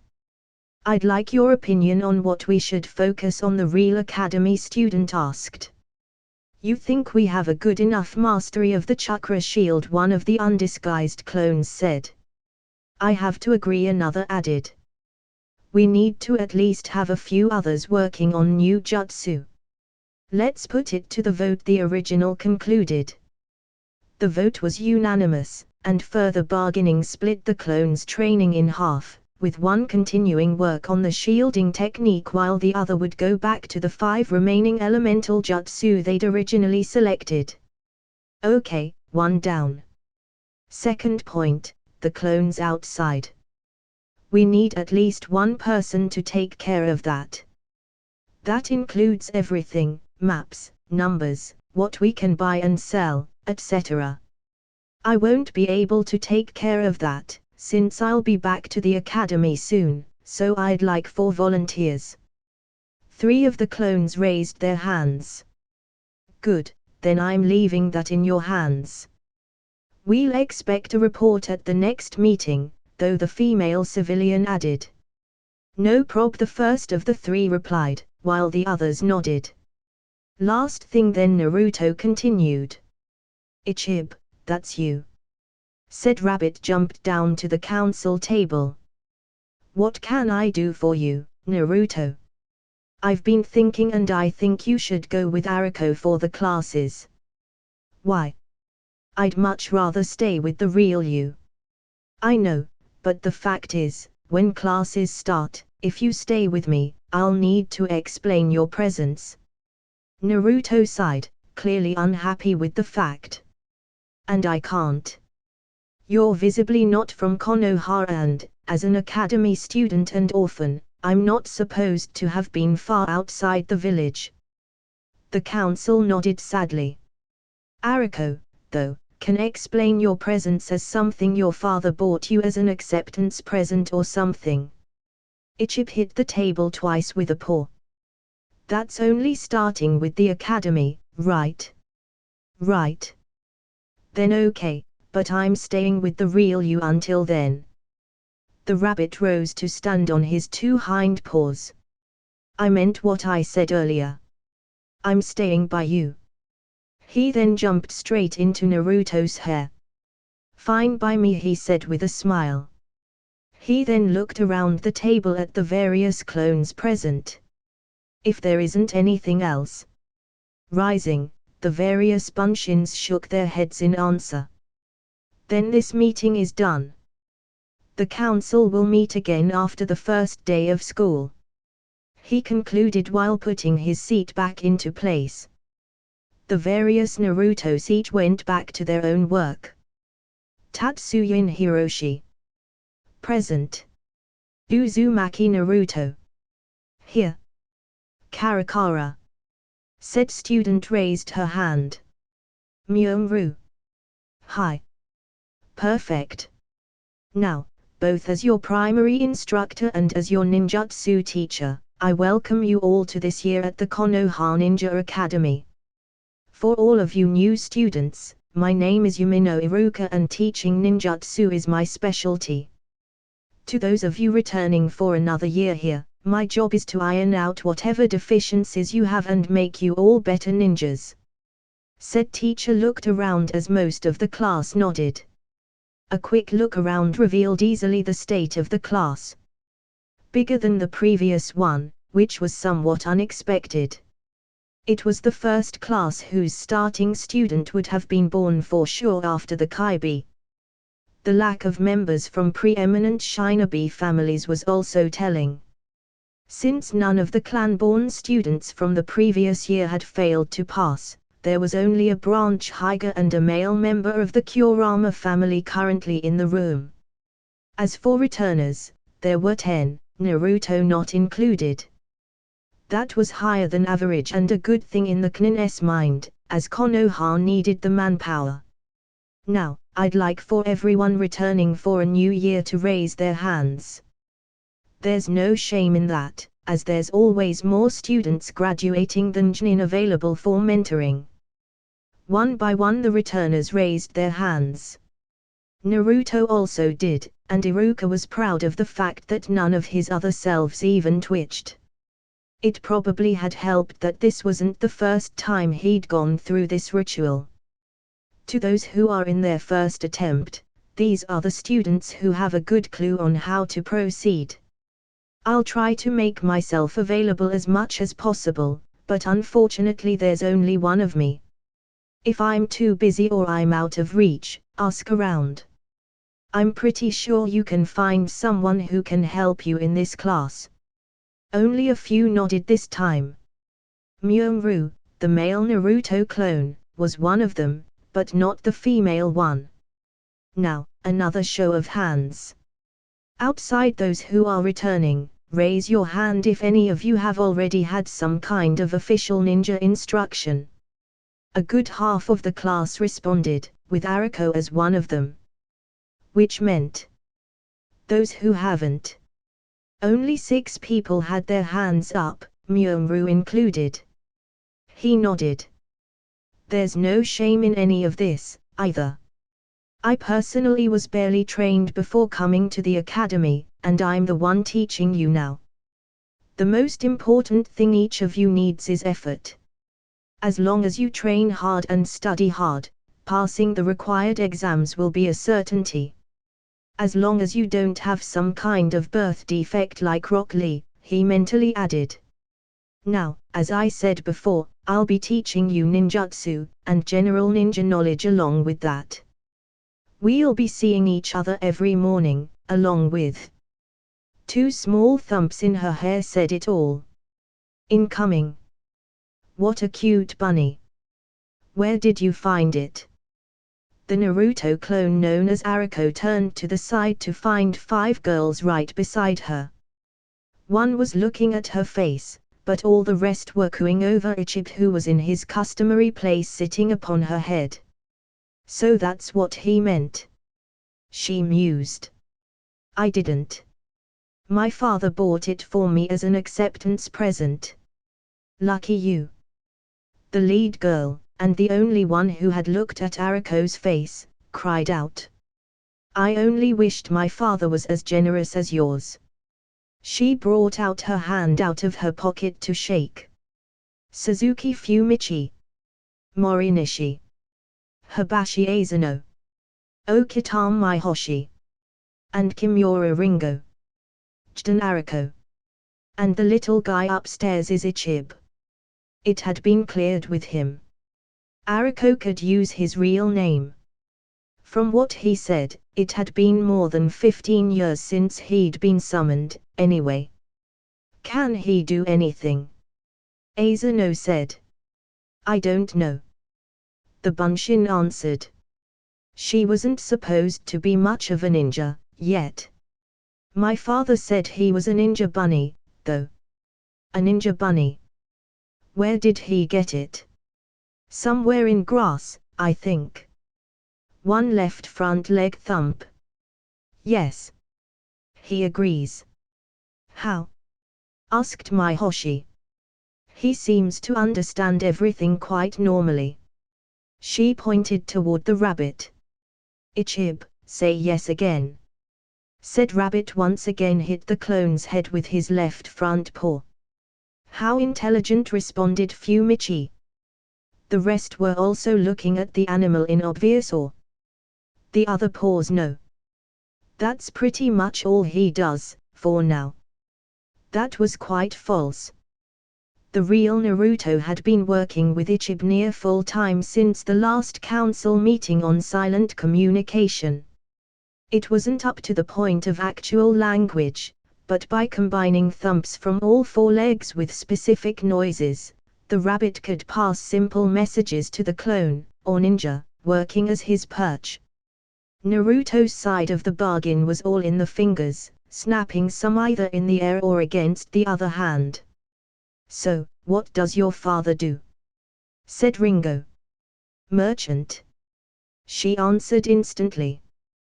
They had been part of her persona's setup. What kind? Asked Nishi. That hadn't. Aruko answered the first thing that came to mind. Clothing. She had been looking at the pattern on the lead girl's clothes at that time. Like your Kunoichi outfit. No, civilian clothing. She'd bought her outfit in Konoha, so couldn't say that it was from her father. He's rarely in Konoha, actually. Why? Most of his work is in grass. We live on this side of the border with it, but that's where he does most of his sales. Then why did you come here, instead of grass? Said the leading girl. Father doesn't hold the ninjas there in high esteem, from what I can tell. He prefers dealing with those from Konoha instead. All the girls smiled in pride at their village. You will have your father bring some of his best stuff, won't you? Said Azano. But. Aruko answered. Yeah, I wanna see the top fashions of grass, added my Hoshi.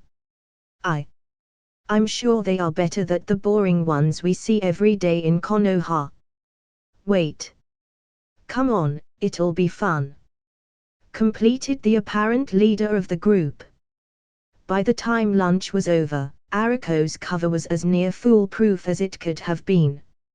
However, the girls had managed to wheedle out of Aruko the promise of a show featuring his father's wares. Naruto had also learned one thing about women, that she'd preferred having known before making that decision about her father. Never get between women and fashion. Ichib, on his side, had passed the majority of said time hitting the back of the female clone's head with the digits of his left hind paw, all while purring. Meaning, in their language, I am laughing at this situation. Well, good for him. Good day, students. My name is Hyjin Kiritri and I will be teaching you both Taijutsu and weapon throwing. The Knin said in his usual even tone. We will usually have 2 periods together, one before lunch and one before leaving for the day. The class nodded. First, I will evaluate you, to see where you stand and what to fix. Please split into 2 groups, with those who have already gone through a year at this academy on one side and the rest on the other. The class split itself as asked, and the teacher started with those returning. He did each person in the group before coming to Naruto. Only a person who would have known Kiritri for a long time could have noticed the very slight tightening of the eyes the man had upon coming to stand beside the bearer of the KBS seal. You have already done more than a single year in the academy, have you not? Yes, Naruto said, standing ramrod straight under the man's intense gaze.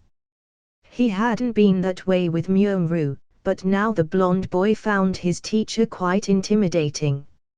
Show me the first kata of the academy style, then. It took a moment for Naruto to remember what that meant, but he wasted no time once he did.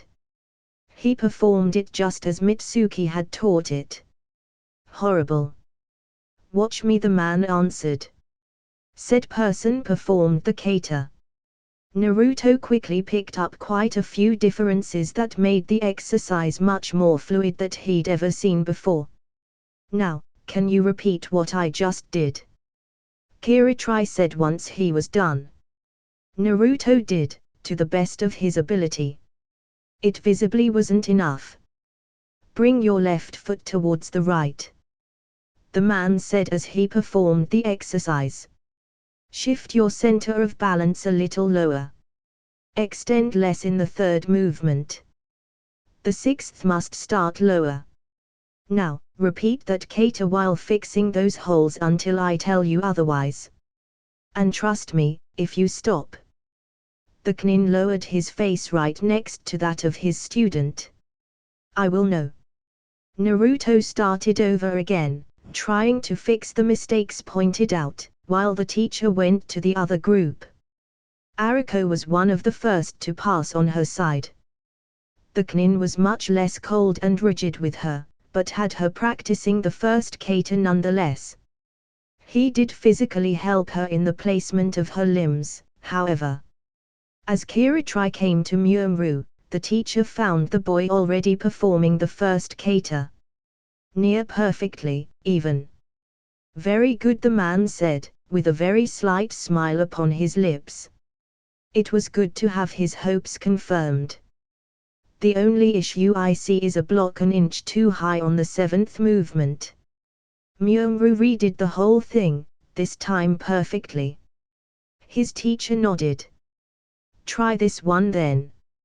And he launched himself in the 2nd kata of the academy taijutsu. He then left Myoru to his own devices, continuing with the other students. By the time the first part of the class was done, Myoru was up to the 4th kata, while most had started on the 2nd. The teacher hadn't let Naruto move on from the first, however. Uzumaki Naruto, said boy straightened from his seat. What had he done now? Don't think I haven't noticed the message you just passed. Did you think that since this was the first day, I wouldn't notice? Keijuhai, the maths and history teacher, yelled out. You will put the cap as always and go stand in the corner as usual, he added, as some students started laughing at the blonde's predicament. You will stay there facing the wall until the end of the class, when I will find a suitable punishment for you. Naruto, now in the corner, cited. This was pretty much life as usual in this class. Nearly every day Keijuhai found an excuse to send him in the corner, and continued the class as if nothing happened. A few students always snickered at him, but they went unpunished, while he would join anybody in the corner if he did the same. The man was a master of double standards, visibly. Worse was that the Knin was a teacher who wrote out his lesson on the board instead of explaining orally, so the punishment meant he missed nearly an entire class each time this happened. It might just have been Keijuhai's way of teaching, but Naruto was pretty much persuaded that the man went that way just to hinder him as much as possible. A class like that was always long, and he'd learned that the punishment was always worse if he didn't wait for the teacher to acknowledge the end of the class before leaving the corner. When he did, however, the man was waiting for him. As always. As punishment, since this isn't your first offense. First this year, maybe, but not in total. You will write down I will not bother other students until I come back. You will unfortunately. And his face visibly showed that he didn't find it unfortunate at all. Be missing your next class. I will be back after the teachers' meeting, and I'll keep you here if I find you haven't written enough. Is that understood? Naruto nodded, grinding his teeth. Good. I will see you later. He then left the class. Naruto nearly tossed the stick of chalk in his hand at the teacher in retaliation, but stopped himself when a better idea came to mind. Yes. So room and board in exchange for help serving the customers 5 days a week, is that correct? Said a Naruto bunshin in the shape of a mousy brown-haired girl of 17. You got it, girl. Answered the owner of the restaurant, an heavy-set-tanned man in his 30s. Deal then, the clone said, bringing his hand forward. They shook on it, and the clone was shown to her room. It was small, a little smaller than Naruto's original bedroom, but it would do. There already was a bed and a desk, and she would eat downstairs in the restaurant itself.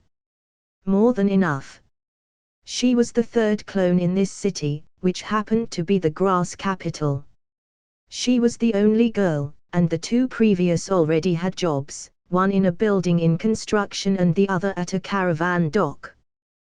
They made more money than her, even including her easy access to food, but were pretty much in the same situation as she was. As she was straightening her bed, a burst of memories came through her head. This was bizarre, as the original had instituted a near-complete memory exchange silence during the hours where the three main clones were in school, with only urgent messages being transmitted. It was the first message since classes started, so she wondered what it would be. Then she laughed.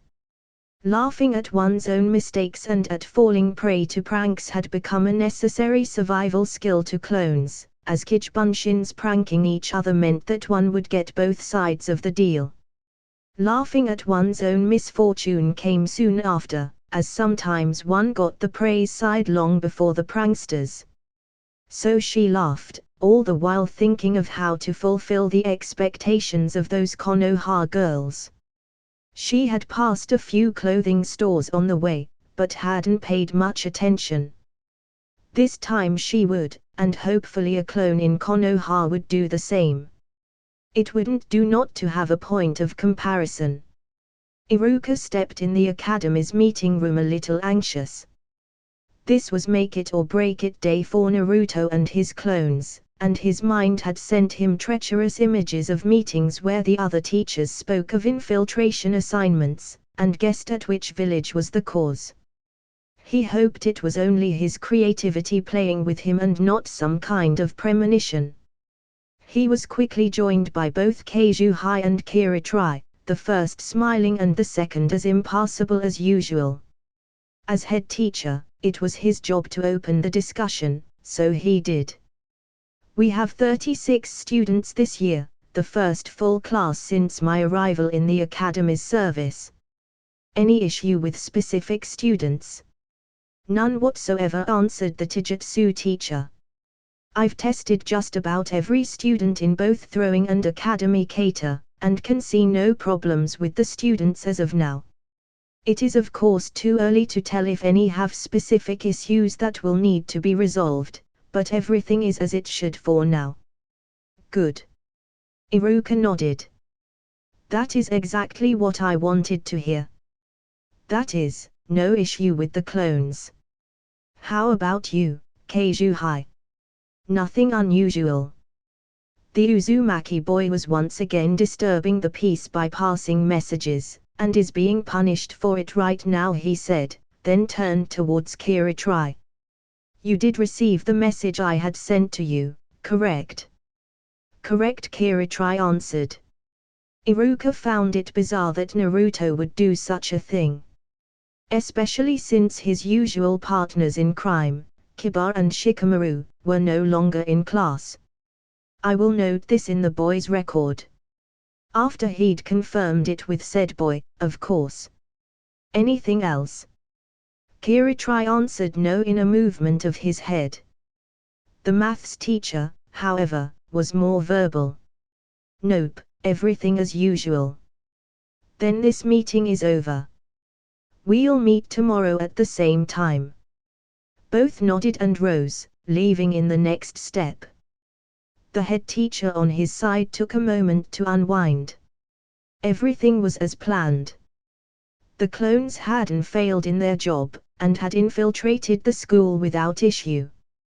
On one side the Knin was glad of this, as this meant Naruto had this much more chance of passing, while another was dismayed a little that this had been so easy. While Naruto was good at what he did, this also showed how easy it was to infiltrate this academy. He'd have to make sure to fix this, at least as soon as Naruto and his clones were out of the academy. Yup, that's what he'd do.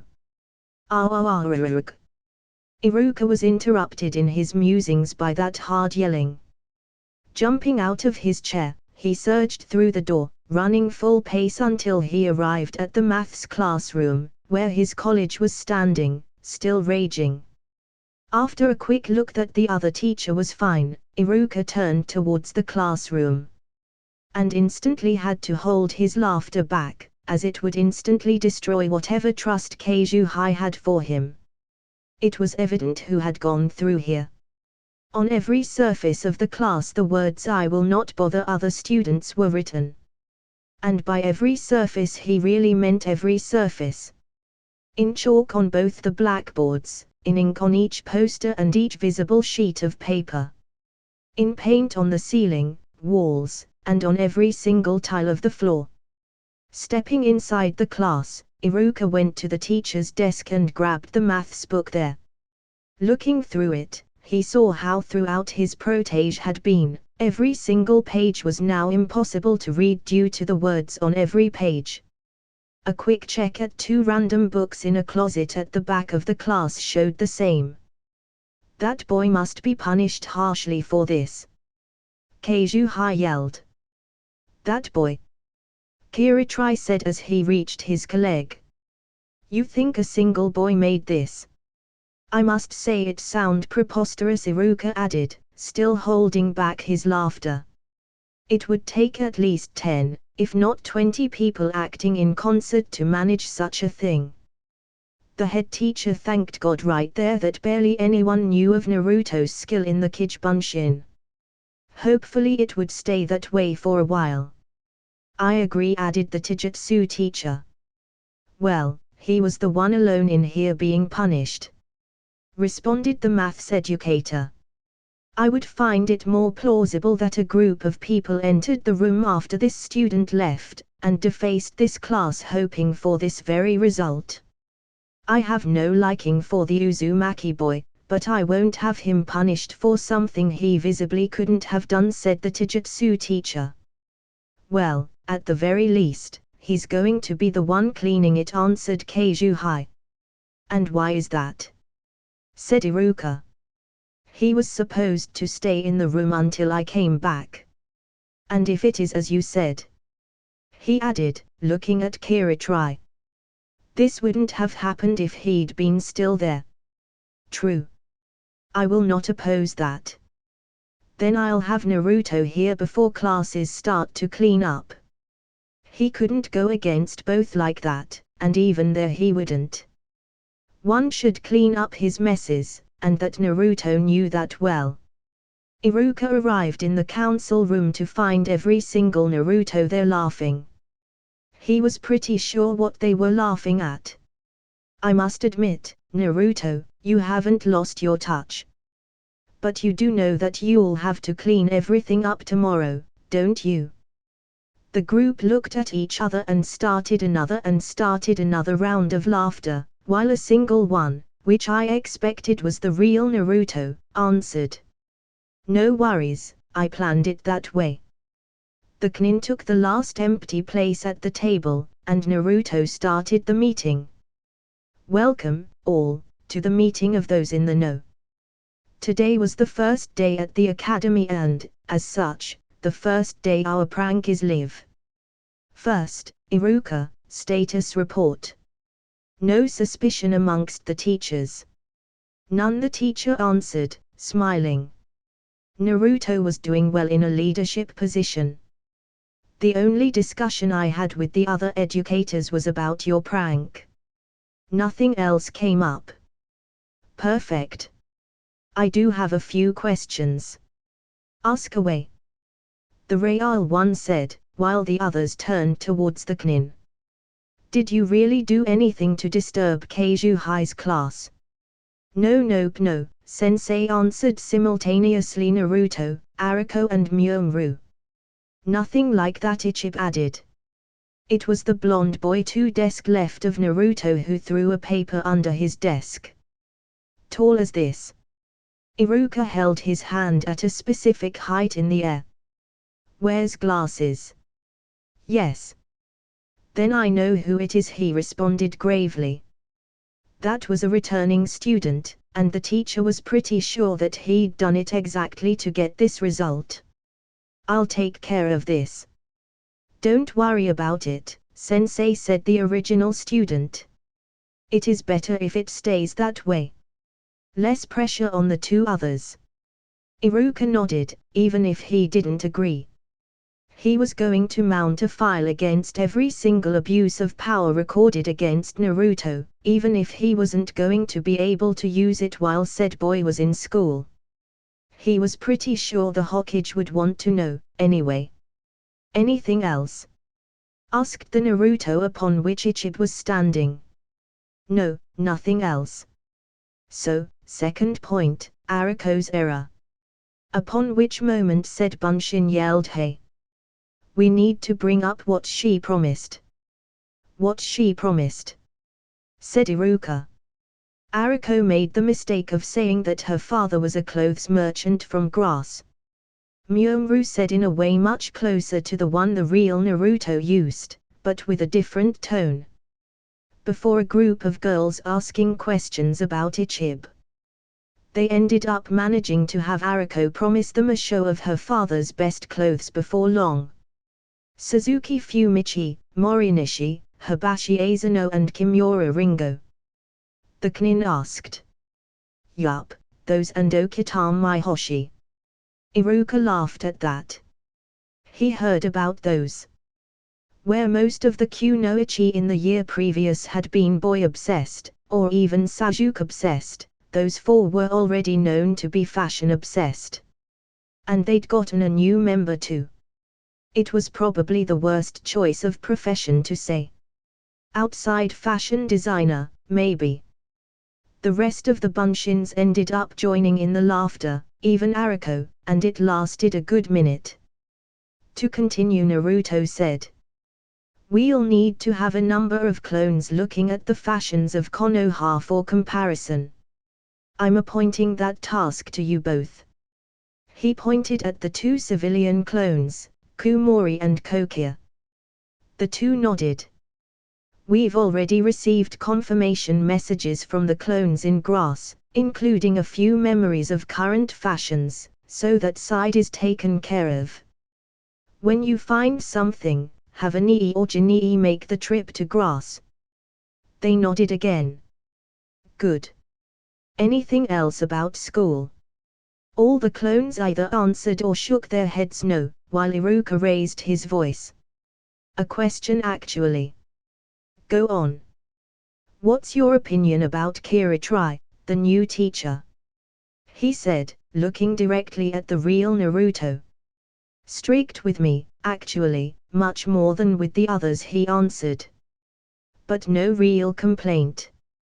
He's doing his job 100 times better than Mitsuki ever did. Mitsuki tended towards ignoring Naruto, all the while appearing friendly when alone with Naruto. The boy now saw it for what it was, that is a way of sabotaging him while not affecting the rest of the class. He knows what he teaches, added Myoru. He's a better taijutsu teacher than any we ever had. I'll second that, said Iruka. Then we can consider that matter closed, said Naruto as leader of the meeting, and Iruka left it at that. It would have to be good enough. The next point, the clone network. He pointed at a group of 3 bunshins with twice as much paper in front of them as the others. That's your show. Yes, said a clone in the middle, while unrolling a few maps. Here's the latest. The first map was one of Fire Country, while the second and third were both respectively of the east and west borders of said country. There were dots on all maps, though much more on the first. The only region outside the Land of Fire that had a large number of dots was grass. As you can probably guess, the dots are the various places we have clones stationed. Most of them luckily have managed to find either jobs or shelter, if not both, but we have more than a dozen still looking. Said jobs are mainly physical work, especially for male clones, or the service industry in the case of females. None in the kind of service I am thinking of, I hope, the original Naruto said. No, but a few were asked. The closest we have to that is a bunshin working in a massage place. Good, said a few clones. The rest nodded. Iruka, however, had not yet moved his face from the maps. At first he tried to count the dots, but quickly gave up on that as impossible. Looking wider at the regions didn't help. He shook his head quickly to try to focus, and to dispel whatever illusion was in front of him. It didn't help. Naruto really was saying that he had clones in over half Fire Country. This is really true, the Knin said, looking up at the trio. All 3 nodded solemnly. Mind if I test that? How? Said the one in the middle. He pointed at a dot at seemingly random. Who's the one there? 2 of the clones in the trio turned to the one on the left, who started looking into a large ledger he'd been carrying. It took a few moments, but he came back with an answer. 2 clones there. Brothers. They go by the name of Mitsuno. Both work in the gold mines there. Eldest is Ishio, youngest is Taro. They live together in a small room they rented at their supervisor's suggestion. Started working there yesterday. He looked up from his reading. Is that enough for you? Iruka nodded numbly. He'd chosen that place as he'd once done a mission there, one of his last as a Knin outside the academy. It fit what he knew of the place. That meant this whole map thing wasn't a prank on him by Naruto. Did you really manage to have Kijunshins in half of the country in close to a week? How? The original Naruto quickly looked around. How about I answer that afterwards, sensei? I kinda want to finish this meeting as quickly as possible. Thinking for a second, Iruka realized that Naruto was afraid that people outside would notice that either the 2 ninja clones or the 2 civilian clones were missing. He personally thought that this had a very low possibility, but there was little lost in humoring the blonde. Okay. Good, then last point. He said, once again sounding like a leader. Civilian, that's you. What's been happening since the last meeting? We finally have the place we wanted, and are starting to make it ready for the shop. It cost us quite a bit more than expected, as the original owner haggled as much as possible for it. We ended up having to go over him to his boss to get anywhere, said the boy, Kokia. We will be starting civilian school sometime this week, as soon as the paperwork goes through, added her sister Kumori. We should be starting to look for wares to selling either tomorrow or the very next day. Good, said the Naruto, serving as a seat to Ichib. Hopefully everything will be perfect by the next meeting. Anyone has anything else to add? Silence answered him. Good, then this meeting is now closed. The next one will be in 3 days, where I'll be summoning Nanabo, so be ready to explain things if needed, okay?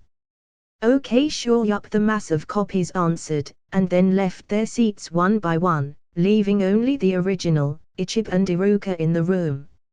Now, about this explanation, asked the Knin. Can we talk while walking? Naruto responded, rising. While walking? You wanted me to fix the mess I made in Keijuhai's class, no? He was silent for a moment. Yes, right, he said, rising. He'd completely forgotten about it for now. Ichib, stay here. I'll be back as soon as I'm done, Naruto added towards his rider. Said Rabbit jumped off. Be back soon, he said, waving. Naruto did not start talking until the two of them were in the tunnels. Now, explaining. He said. How much do you know about the Kichibunshin? The teacher opened his mouth to answer, only to close it back up less than a second later. Not much, I must say, he finally responded. Now, I've been doing tests with this technique ever since I learned it, and I'm probably one of the people who know this technique the best, the student said. So I know that calling it only a clone is like saying a ninja is only a soldier. It is, in a way, true, but only a part of the whole. The Kichibunshin is a jutsu that makes a copy of everything the user is as a shell to contain an amount of raw chakra. Depending on how real you make the shell, it will both consume more chakra to maintain itself, and be an exact copy deeper. Deeper? Yup, deeper. Making a sign with both hands, he summoned a single clone beside him. Look. The clone took his kunai and started cutting his way into his hand.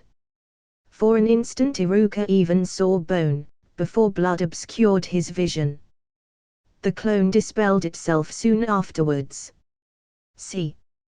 He did. But that wasn't what had stuck to his mind. How come it didn't dispel itself from the damage? Because I made it more real.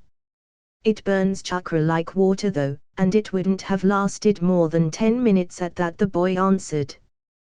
The ones usually created have nothing but a paper-thin layer that's real, and that's why they are dispelled so easily. The ones I make now have a few millimeters of real surface, which is what I found the best in terms of toughness to time ratio.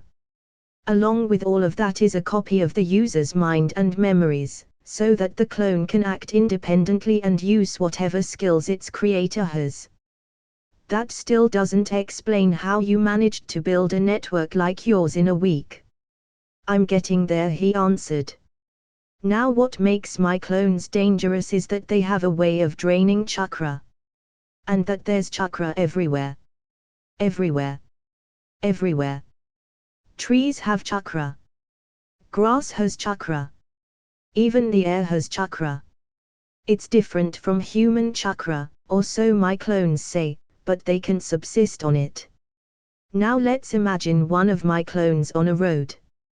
He basically has as much chakra as it wants, since it can drain the very environment when he needs to. Say this clone makes another every time the road forks. How many clones will there be in the end? One for every fork on the road, Iruka answered quickly. Nope. One for every fork on every road. Because the copy made at the first fork will also make a clone when it gets to a fork, as will every clone he makes. And every clone his clones make. And every clone. I think I got it now, the Knin said, stopping his student. It wasn't addition, it was multiplication. No wonder Naruto had been able to do so much in so little time. Why haven't you taken over the village or something? With the manpower you have it would be easy. Cause the clones aren't without their weaknesses.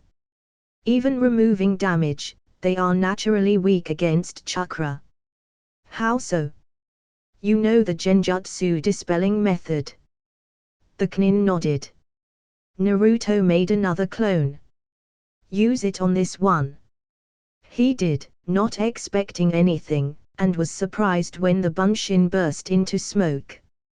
Why? Simple. Most applications of chakra on the shell that is a clone disturb his containment ability, dispelling it. Someone powerful enough could actually go around dispelling hundreds at will, and it's not like ninja villages lack people who know how. The main reason my clones can spread easily like this is that nobody tests if they are real. Security through obscurity, really. The teacher nodded. And now that we're there, I'm going to show you another thing I found about the Kijbunshin Jutsu. There. A quick look around revealed to Iruka that the two of them were but a dozen meters from the academy, and he hadn't even noticed. He'd just focused on Naruto's words, and didn't realize the distance they were covering. It seemed that Naruto could make an efficient teacher, also. Unlocking the door, Iruka led the academy student to the class he had pranked. Opening the door and the lights, he motioned Naruto to come inside. Now, what else did you want to show me? He said, smiling. His favorite student was still full of surprises. He wondered for an instant if he could manage to have Naruto teach him his favorite technique. Watch. Naruto took a marker from the teacher's desk, put it in his pocket, then made another clone. And what is so special about this? The clone took out the marker, uncapped it, and started doodling on a desk, making the words already there illegible. Hey! Iruka yelled, but his student silenced him with a simple sign of the hand. The clone quickly finished his job, covering half the desk with black ink, then turned towards its summoner. 2 minutes? It asked. Perfect, Naruto answered. The clone then dispelled itself. And the desk was back in its original, albeit written on, state. How? Iruka said, once again. This seemed to be his word of the day. When you make a clone, you clone everything. You don't summon a naked, weaponless copy, do you? No. Well, a Kijbunshin is the same. Everything is copied. That also means that everything disappears once the clone does, which include paint, ink and the like. Watch. The both of them waited for a minute, then everything written, outside of the lines on the board, vanished without a trace. The only issue with cloning objects is that the objects have the same resistance as the clone, that is to say none. And dispelling an object dispels the clone, along with every object that was created with it. That's why one doesn't clone food. That was actually how Naruto had found out. A clone had offered cloned ramen to a group of bunshins, planning to dispel itself once they were all eating. The joke turned on him when he disappeared after the first bite. After looking around one last time, the teacher turned towards the student. Then I grade you a plus in pranking, with a perfect score. Surprising, efficient, harmless while not seeming so, and easily removed. I'll tell the other teachers that I had you come during the night to clean it off. He smiled, and then ruffled Naruto's hair with his hand. Now go. I'm pretty sure Ichibe's waiting for you, and that you have a lot to do. Teacher and student then each went their own way, both with a smile on his face. Prank Day 3. Summoning Technique. Naruto called out, slamming his hand into the ground. For the third time tonight, smoke came out at this call, in this instance much more than before. When it dispersed, Nanabo was standing there, arms crossed. See, I told you you weren't using enough, Ichib added. How's it going, Kij? The usual. And you? The rabbit boss said, passing the time while Naruto recovered. The boy currently was inhaling in great gulps, sweat shining on his brow. Great. There's so much new stuff here I can't even know where to start. It beats the prank wars with WIP any day. Good. I'll summon you for a meeting sometime next week, he said, smiling, then bent towards Naruto. You gonna be okay, partner? It took a few seconds for the student to answer. Hopefully it won't take this much each time.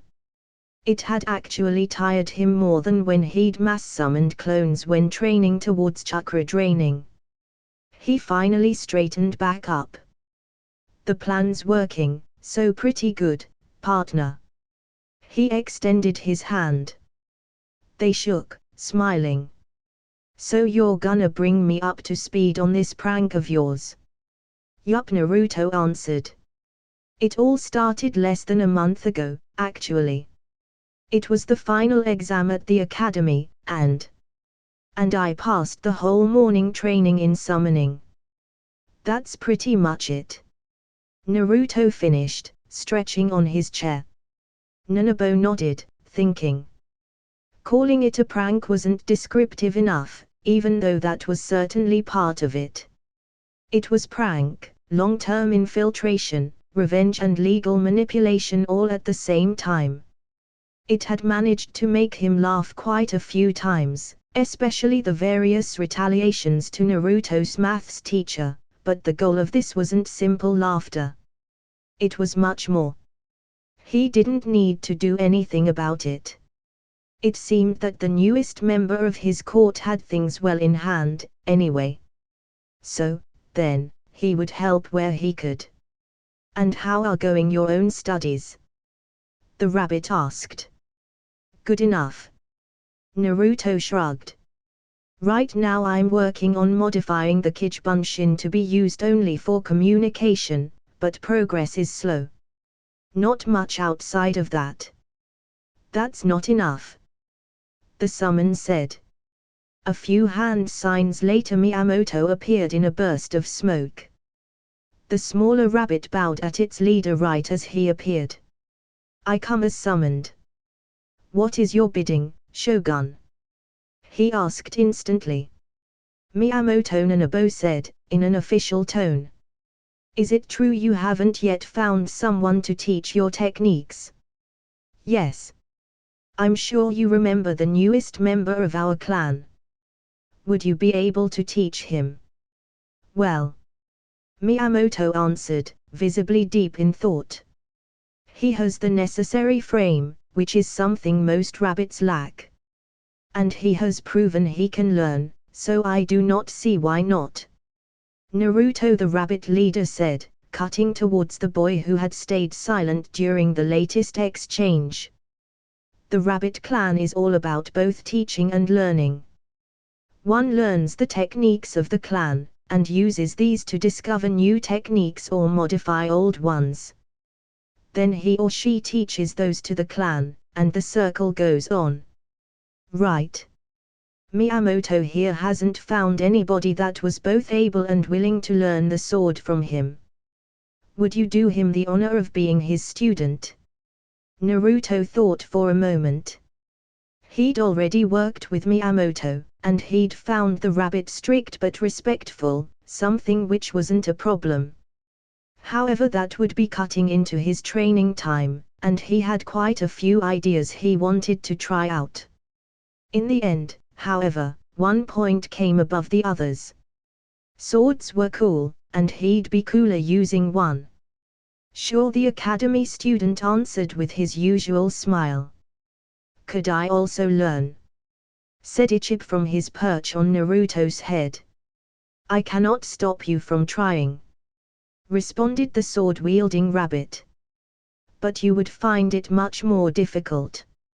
Most rabbits your size do not have the necessary strength in the arms and fingers to properly wield a one-handed weapon, not to mention the issue of finding a sword the right size. I will not send you away when training your partner, however. Good, the summon leader said, smiling, and the seriousness of the moment evaporated in an instant. We'll work on the details later. Now, pranks. What do you have planned? Smiling himself, Naruto answered. Well, there's this one I have. Bway, ha ha ha ha. You have to get me here for that one. I know a genjutsu that'll complement that prank perfectly. Nanabo said, repeated, hitting the ground with his left paw. Naruto had quickly noticed that whenever the rabbit laughed hard enough, he unconsciously did so. Some kind of nervous tic, probably. Glad to have you there. I'll make sure to give you a call once I have the timing down. The boy answered, smiling. Perfect. Now, is there anything else on the plan? The bunny leader asked. Well, there's a meeting of those in on the prank a little later, so you might want to be present for that, but outside that I didn't have anything planned out. Nanabo thought about it for a minute. He was about to say yes, but held back at the last moment. He'd nearly not realized, but Ichip had barely said a dozen words since he'd started talking to the boy. While his grandson could be direct with him in private, he tended to stay silent and defer to him much too much while in public. The small rabbit would be much more active if he was absent. No need. Ichib, you'll be speaking for the rabbits in my stead, okay? Ichib tensed. You sure, Kij? Perfectly. I'm sure you'll do a good job as my voice. The rabbit on Naruto's head nodded. Then, Naruto, I'll be waiting for your call about that prank. Don't forget to call on Miyamoto every night for training at the very least. Will do. See you, partner, Nanabo said, waving. Naruto waved back, and the summon disappeared. Prank Day 6. The village was abandoned, and had been for quite some time. It was situated about halfway between Konoha and the border to Grass, deep in the forests of Fire Kingdom. The Naruto that had found it guessed from the buildings that it had been some sort of logging camp, but that was all he could tell, really. Its exact position and its current state made it a perfect meeting spot for the various clones of Naruto who were in charge of the trading network. These bunshins were originally 3, but ended up having to multiply themselves to keep up with the multiplying copies that were spreading everywhere in the ninja world. They were now more than a dozen. The way they increased in number was simple. Originally, the 3 each took care of an area, meaning either east, west, or fire itself. But as the number of clones infiltrating various places grew, there started being too much for a single person to track. The clone in charge of that area created new bunshins either as secretaries, or split his territory in smaller increments. And the process repeated itself when too much work started piling up once again. The entire group was inside the building which looked the most stable, around a table that was actually a clone, as no furniture intact enough was found. They were grouped as per their respective region. Okay people, this is our 3rd meeting, said the bunshin in charge, who was officially head of the region of Konoha. Anyone has anything urgent to bring to the table, or can we get directly to the agenda? No one said anything. Then let's get to it. First, clothes for Iruka. Status. A clone rose from his seat in response. The only difference between him and the other Narutos was the set of googles he wore around his upper left arm, the symbol of the jumpers. I brought the package to Konoha yesterday night, and delivered it directly to her place. That was what jumpers did. They used the Kawarimi jutsu to jump distances and bring packages. They were only few as of now, but their number was expected to grow quickly.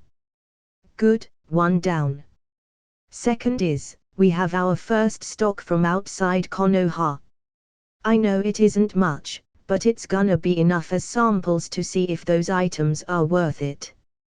We have spices, medicinal plants, silk and a crate of Hakutocho peaches.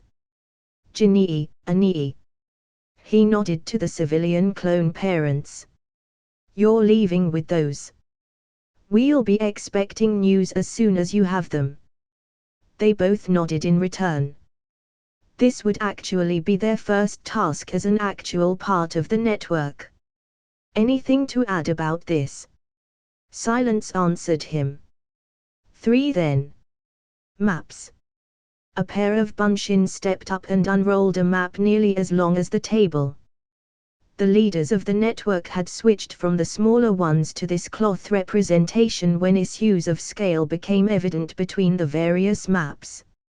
As of yesterday, we now have a team in both Rice Field Country and in Northern Tea Country, which means we now have members in 7 different countries. By this time next week, we should be in even 10 countries, provided that the team to Wave Country can find a boat to ride on. Clones nodded left and right in agreement. The team to Wave was already 5 days late, and it seemed it could continue in that vein for a while. This brings us to our last point, catalogs. He brought a rolled scroll to the table. We have the first draft of the list of products the network could get his hands on, along with the estimated prices.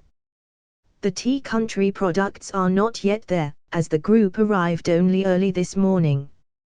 He brought out other scrolls, copies of the first. I'm expecting region heads to come after the meeting to get one. Any last words before we close the meeting? As usual, only silence answered. Then, meeting closed. The next one is in a week in Warehouse 4. Let's get back to work, people. The clone leading the meeting clapped in hands twice and rose, as did everyone else. Most walked or jumped out, with only a few remaining. Jinii and Anii walked the person who was, if only nominally, their superior. Are all meetings like this? The bunshin impersonating the father asked. What, you expected anything else? We're all Narutos, so long meetings would kill us with our mediocre attention span for such things. Fast and loose is the way to go. He tossed a catalogue to the head of Eastern Fire Country. Beside, it works. That's what's important, in the end. The supposed parents couldn't find any way to refute that. Prank Day 9. Okay, now what? Said the leading clone back to the group. This particular group was one of the 5 training in the new elemental techniques, with the one assigned to them being Kaiten, a Kyureka Jigakuhai. As it often happened within clone ranks, the whole jutsu learning had become somewhat of a competition being the various teams. Boasting led every group to proclaim that they would finish first, and now each was stuck trying to back their words. I don't know. Let me get the scroll, said another bunshin, who then took off in a run. The other members had nothing else to add, so they only focused at keeping the black balls over their hands stable. Those balls were the core of the technique, a sort of shell upon within which you build the fireball, or so they understood. Those balls could be thrown, though distance quickly made stability an issue, and would burst upon contact with anything solid, releasing the flames inside. They hadn't actually found what made the technique dangerous as of yet. They knew the scroll mentioned most students having died due to accidents in training, but most failures they had encountered released fire similar in amount to that of that fire breath technique Naruto had seen Sasuke use, and not much more. Enough to burst a clone, sure, but hardly deadly enough to be banned by ninja standards. The clone came back with another, this one holding the scroll. Standard practice, actually, with all the techniques that sometimes went out of control around this room.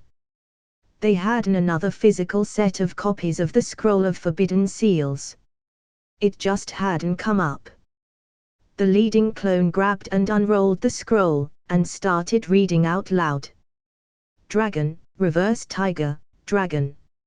Focus chakra above the palm of either hand, form of a black ball, constant concentration. Aha! He intoned. After having generated a stable ball, one can now feed the technique fire aspect chakra using his other hand, increasing the heat so contained. He quoted directly from the paper. He then looked at the whole group. Silence ruled for a second. So, how does someone generate fire aspect chakra? No clue, said the leader, and this was visibly the general opinion. We'll need to find out. Hours later, they hadn't advanced a single more inch. There was nothing as such in the copies of the academy textbooks they had. The other Kaiten technique scrolls only referred to it without explaining what it was, and all other clones had no clue what it was or how it was formed. In the end, they kept working on generating and maintaining the sphere, and would think about how to find a solution. At worst, if they found nothing, they'd petition to ask Iruka at the next council meeting. They were at an impasse, otherwise. Prank Day 11. Do a little turn! Exclaimed Ringo. Iruka rolled her eyes. Turn! Turn! Turn! Turn! The others took up as a chant. Iruka obligatorily did a turn, causing the skirt to twirl along with her. The 5 girls before her watched in rapt attention as it did. I like that shade of orange. Amber, right? Said Ringo. Yes, but the previous ensemble went much better with her skin tone, countered Fumichi. This skirt flutters so prettily. Is it silk, or something else? Added Mihoshi. Discussions intersected questions as the group argued upon the merits of the latest ensemble. Iruka answered as best as she could, though she had realized she was in over her head. And how? Just in the last 2 hours, she had learned the names of 24 shades of green, and at least half that in red, yellow and orange separately. And what kind of color name was atomic tangerine anyhow? And that's not counting cuts or materials. Iruka, being Naruto, had had a very limited wardrobe for most of her memories, and rarely opportunities to buy new clothes before the start of the prank. Naruto's well-known bright orange Shiner Bee outfit had actually been delivered to his door one day, and Naruto, and the clones, by extension, were pretty sure the old man had something to do with that. And they were right, somewhat. After a meeting where the boy had complained not being able to buy this piece of required ninja equipment, the third had ordered the Anbu to drop said piece of clothing at the boy's door. He'd even specified that there should not be any tracking seals or other surprises of the sort. The ninja who received the request had the bright idea of finding the required object in the most visible of available colors, as he'd been hunting said boy after a prank often enough. He thought it would help. Needless to say, Naruto loved it, and it did not help in any way. So, which one do you prefer? Asked Fumichi as the discussing died down. Iruka didn't know what to answer. To her male eyes, none were something she would willingly wear, outside a prank, of course. As something for ninja, they all failed, being far from solid enough to withstand active service, and from his limited civilian point of view all were equally comfortable. Well, the skirt bothered him some, but that was because a man shouldn't wear such things, and not any other reason. In the end, she answered what she could. None of them, really. I prefer the suit I usually wear at the academy over all of them. It was the best she could come up with. The rest of the group sighed in near-perfect harmony. "You're such a tomboy," Iruka said. Ringo, the clone, of course, was in no way insulted by this. "Your mother is dead, right?" added Asano.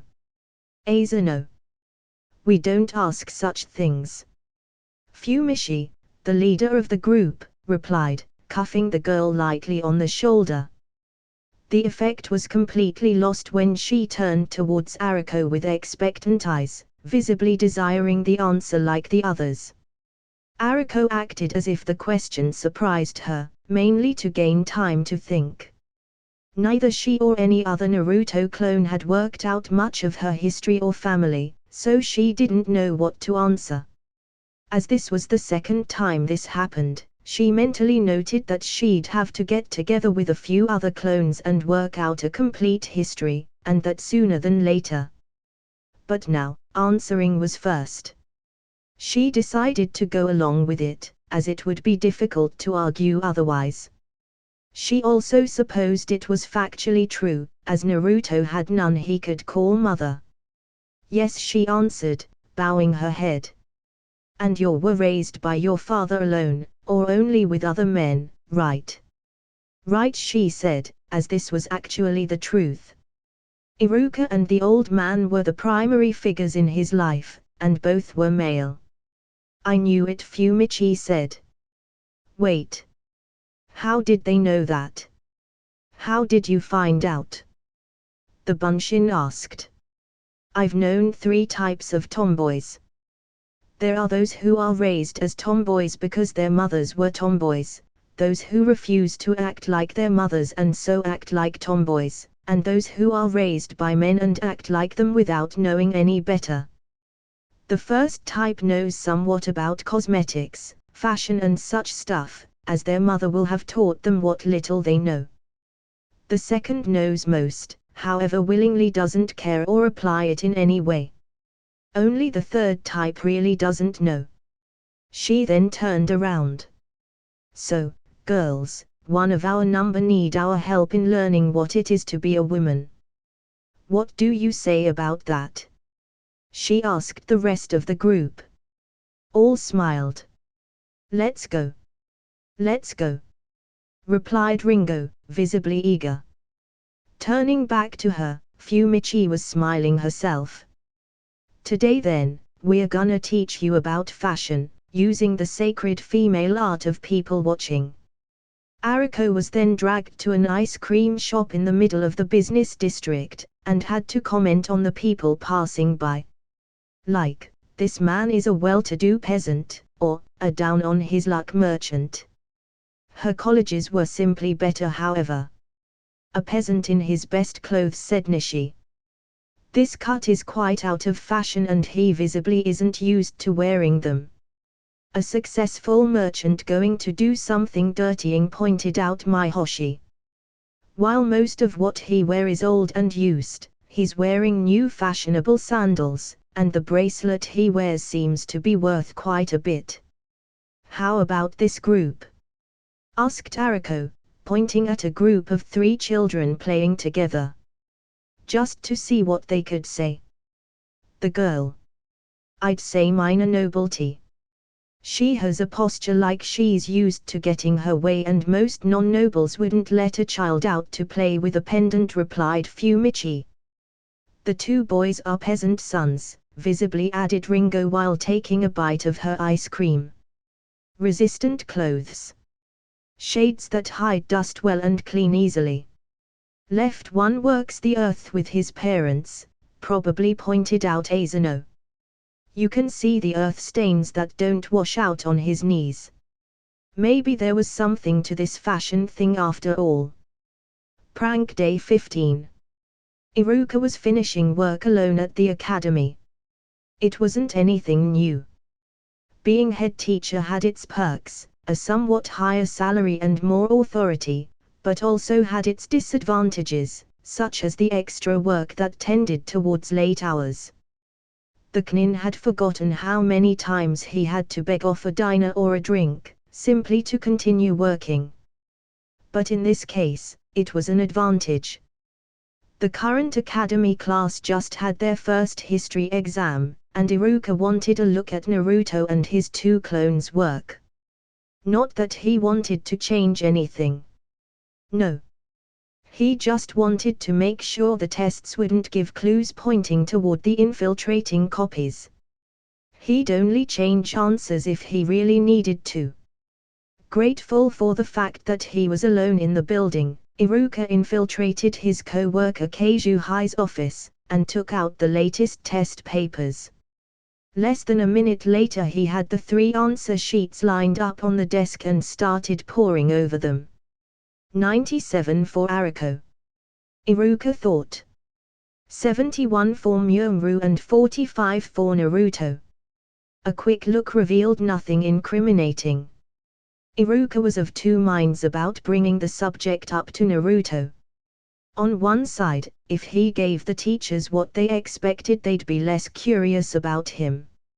On the other, Naruto didn't really need to use the prank to pass. It would be much better if he went through on his own efforts. Then again, the teacher thought. It's obvious from Iruka's results that he masters the material. He started going down the questions, comparing them one by one. Naruto hadn't won himself any points by writing down "don't care" as the answer to question 9.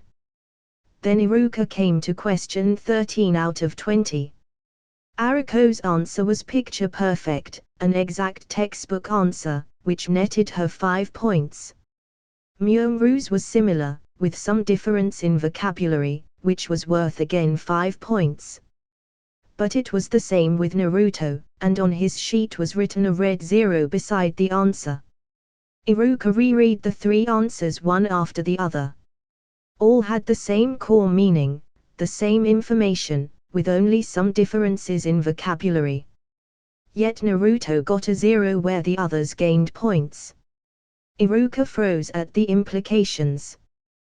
They jumped into action. A few seconds later the original tests were back into their drawer, while Iruka had brought out last year's final exam. And again the same pattern came up. Even worse. Sometimes Naruto's answer was the exact same as the one of another student, and always was Naruto's ranked lower. Now fully into the chase, Iruka brought out everything, all the tests, all the notes, all the graded assignments Naruto had done since entering the academy. He didn't go in details, passing over quickly, focusing on the questions with the worst results, comparing them to others in his class. He quickly came to the very conclusion he'd been afraid of. Naruto should have passed long ago. His report card for his first year at the academy had him fail by less than 3%, and that was including everything, such as his taijutsu, borderline pass, and his ninjutsu, total fail. Iruka's recalculation would have brought Naruto's final score by at least 5 points, if not more. Continuing on, the second year was the same. However, Naruto was already visibly starting to make less effort. The number of missing assignments increased, the answers became less worked on and more rushed, and his notes were lower, even in Iruka's recalculations. This time the teacher wasn't sure if Naruto would have actually passed or failed, his scores were just too much on the limit to tell. Then coming to the third year, Iruka noticed something else.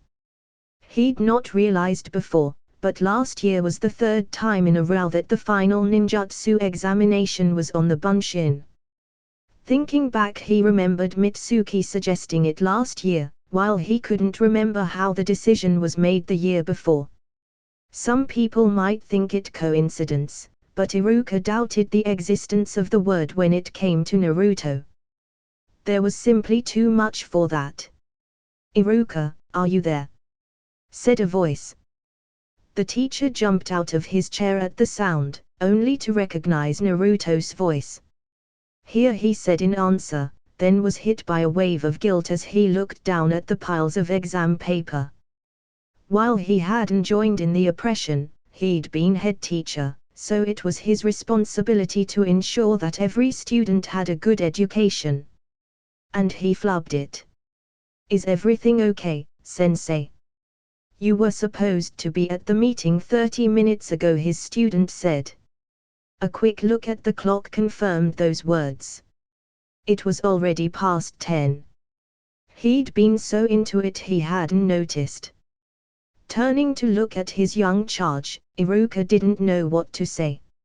How could he explain? He had to, however. Naruto deserved that, in spades. "Naruto," Iruka said, his voice low. "Take a seat." The boy did, his face questioning all the while. The Knin teacher knew he wasn't acting as Naruto was used to, so he wasn't surprised. "I'm sorry," Naruto the adult said as soon as his student was fully in his seat. "I failed you." The boy went as though he wanted to interrupt, but Iruka stopped him with a hand and continued. "I've been going through your latest history exam, just to make sure you hadn't inadvertently given your teacher any clue when I found something." "Damn," Naruto said, hitting his open left hand with his fist. "I thought I had done well enough. Is the prank in danger?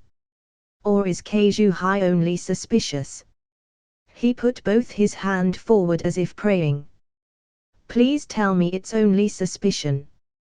"Nothing like that," answered Iruka, inwardly cursing the fact that he'd given the wrong idea. "There's really no other way to say it." He added gravely. "Naruto, your teachers failed you on purpose. You should have passed 3 years ago." Iruka dropped his head in shame. "And I didn't notice before now." There was an uncomfortable silence for a minute or so, then the teacher brought his head back up. Looking at the face Naruto was making hurt. Broken was the only description that fit in his mind. Nevertheless, he soldiered on. He explained how he just noticed, how the notes had been changed. He gave his revised scores, and explained when he should or should not have been promoted. It took a good hour. The Knin then went back to silence to let his student process the information. It wasn't long before Naruto answered. "So, what? What happens now?" he said, his voice sad beyond measure. "Now depends on you, Naruto. If you want, I'll go right this minute to the Hokage with what I found. He will not be happy with hearing what I have to say, but I'm sure he'll promote you to genin on the spot, along with some form of punishment for those who wronged you." "I don't know if you'll get a team right away," Iruka continued. "As that depends on how many genin students and jonin teachers are currently available. You'd have to drop your prank," however, the teacher added as an addendum. Naruto reacted to this, however. "And what would you recommend?" the boy said in a small voice. Iruka thought for a good moment about this. He loathed what he was about to say, but it was what was best in his mind for his student. "Personally, I'd recommend keeping the course and finishing the year. Your notes from last year show that you visibly need to revise the basics, especially in maths and history. With all the students graduating, I'm 100% sure that getting a team won't be an issue, nor will getting a jonin sensei be one. And don't worry," he added with a growl in his voice. "I won't be forgiving this. I am already building a report on the favoritism of the teachers, and this will feature preeminently in it." The idea that someone would go to such lengths to hurt a child was horribly revolting to him. No need for. Seeing the face Naruto made with that start, Iruka cut him off. "Yes, there is need. If it happened once, it can happen again. And I will not have a child hurt simply because some people think he doesn't deserve what he worked for. I will have to live with not noticing what they did to you for the rest of my life, but I will not compound that mistake by letting them get away with it." And that is final. Naruto shrank back at those words. He'd never seen Iruka so violently passionate, outside possibly the beginning of his battle against his co-teacher Mitsuki. Then he smiled. A passion like that he could respect in a teacher. I won't say anything else about it then, Naruto said. And we'll go with what you said about school. I'm kinda curious how far the prank can go, anyhow. He was smiling all the while. Looking at Naruto, Iruka saw through the smile the boy was giving the words he knew Naruto meant, and those words were a balm to his soul. To the Knin, that smile meant all is forgiven, and that was all he really needed to have. That's it, guys. Hope you like the video.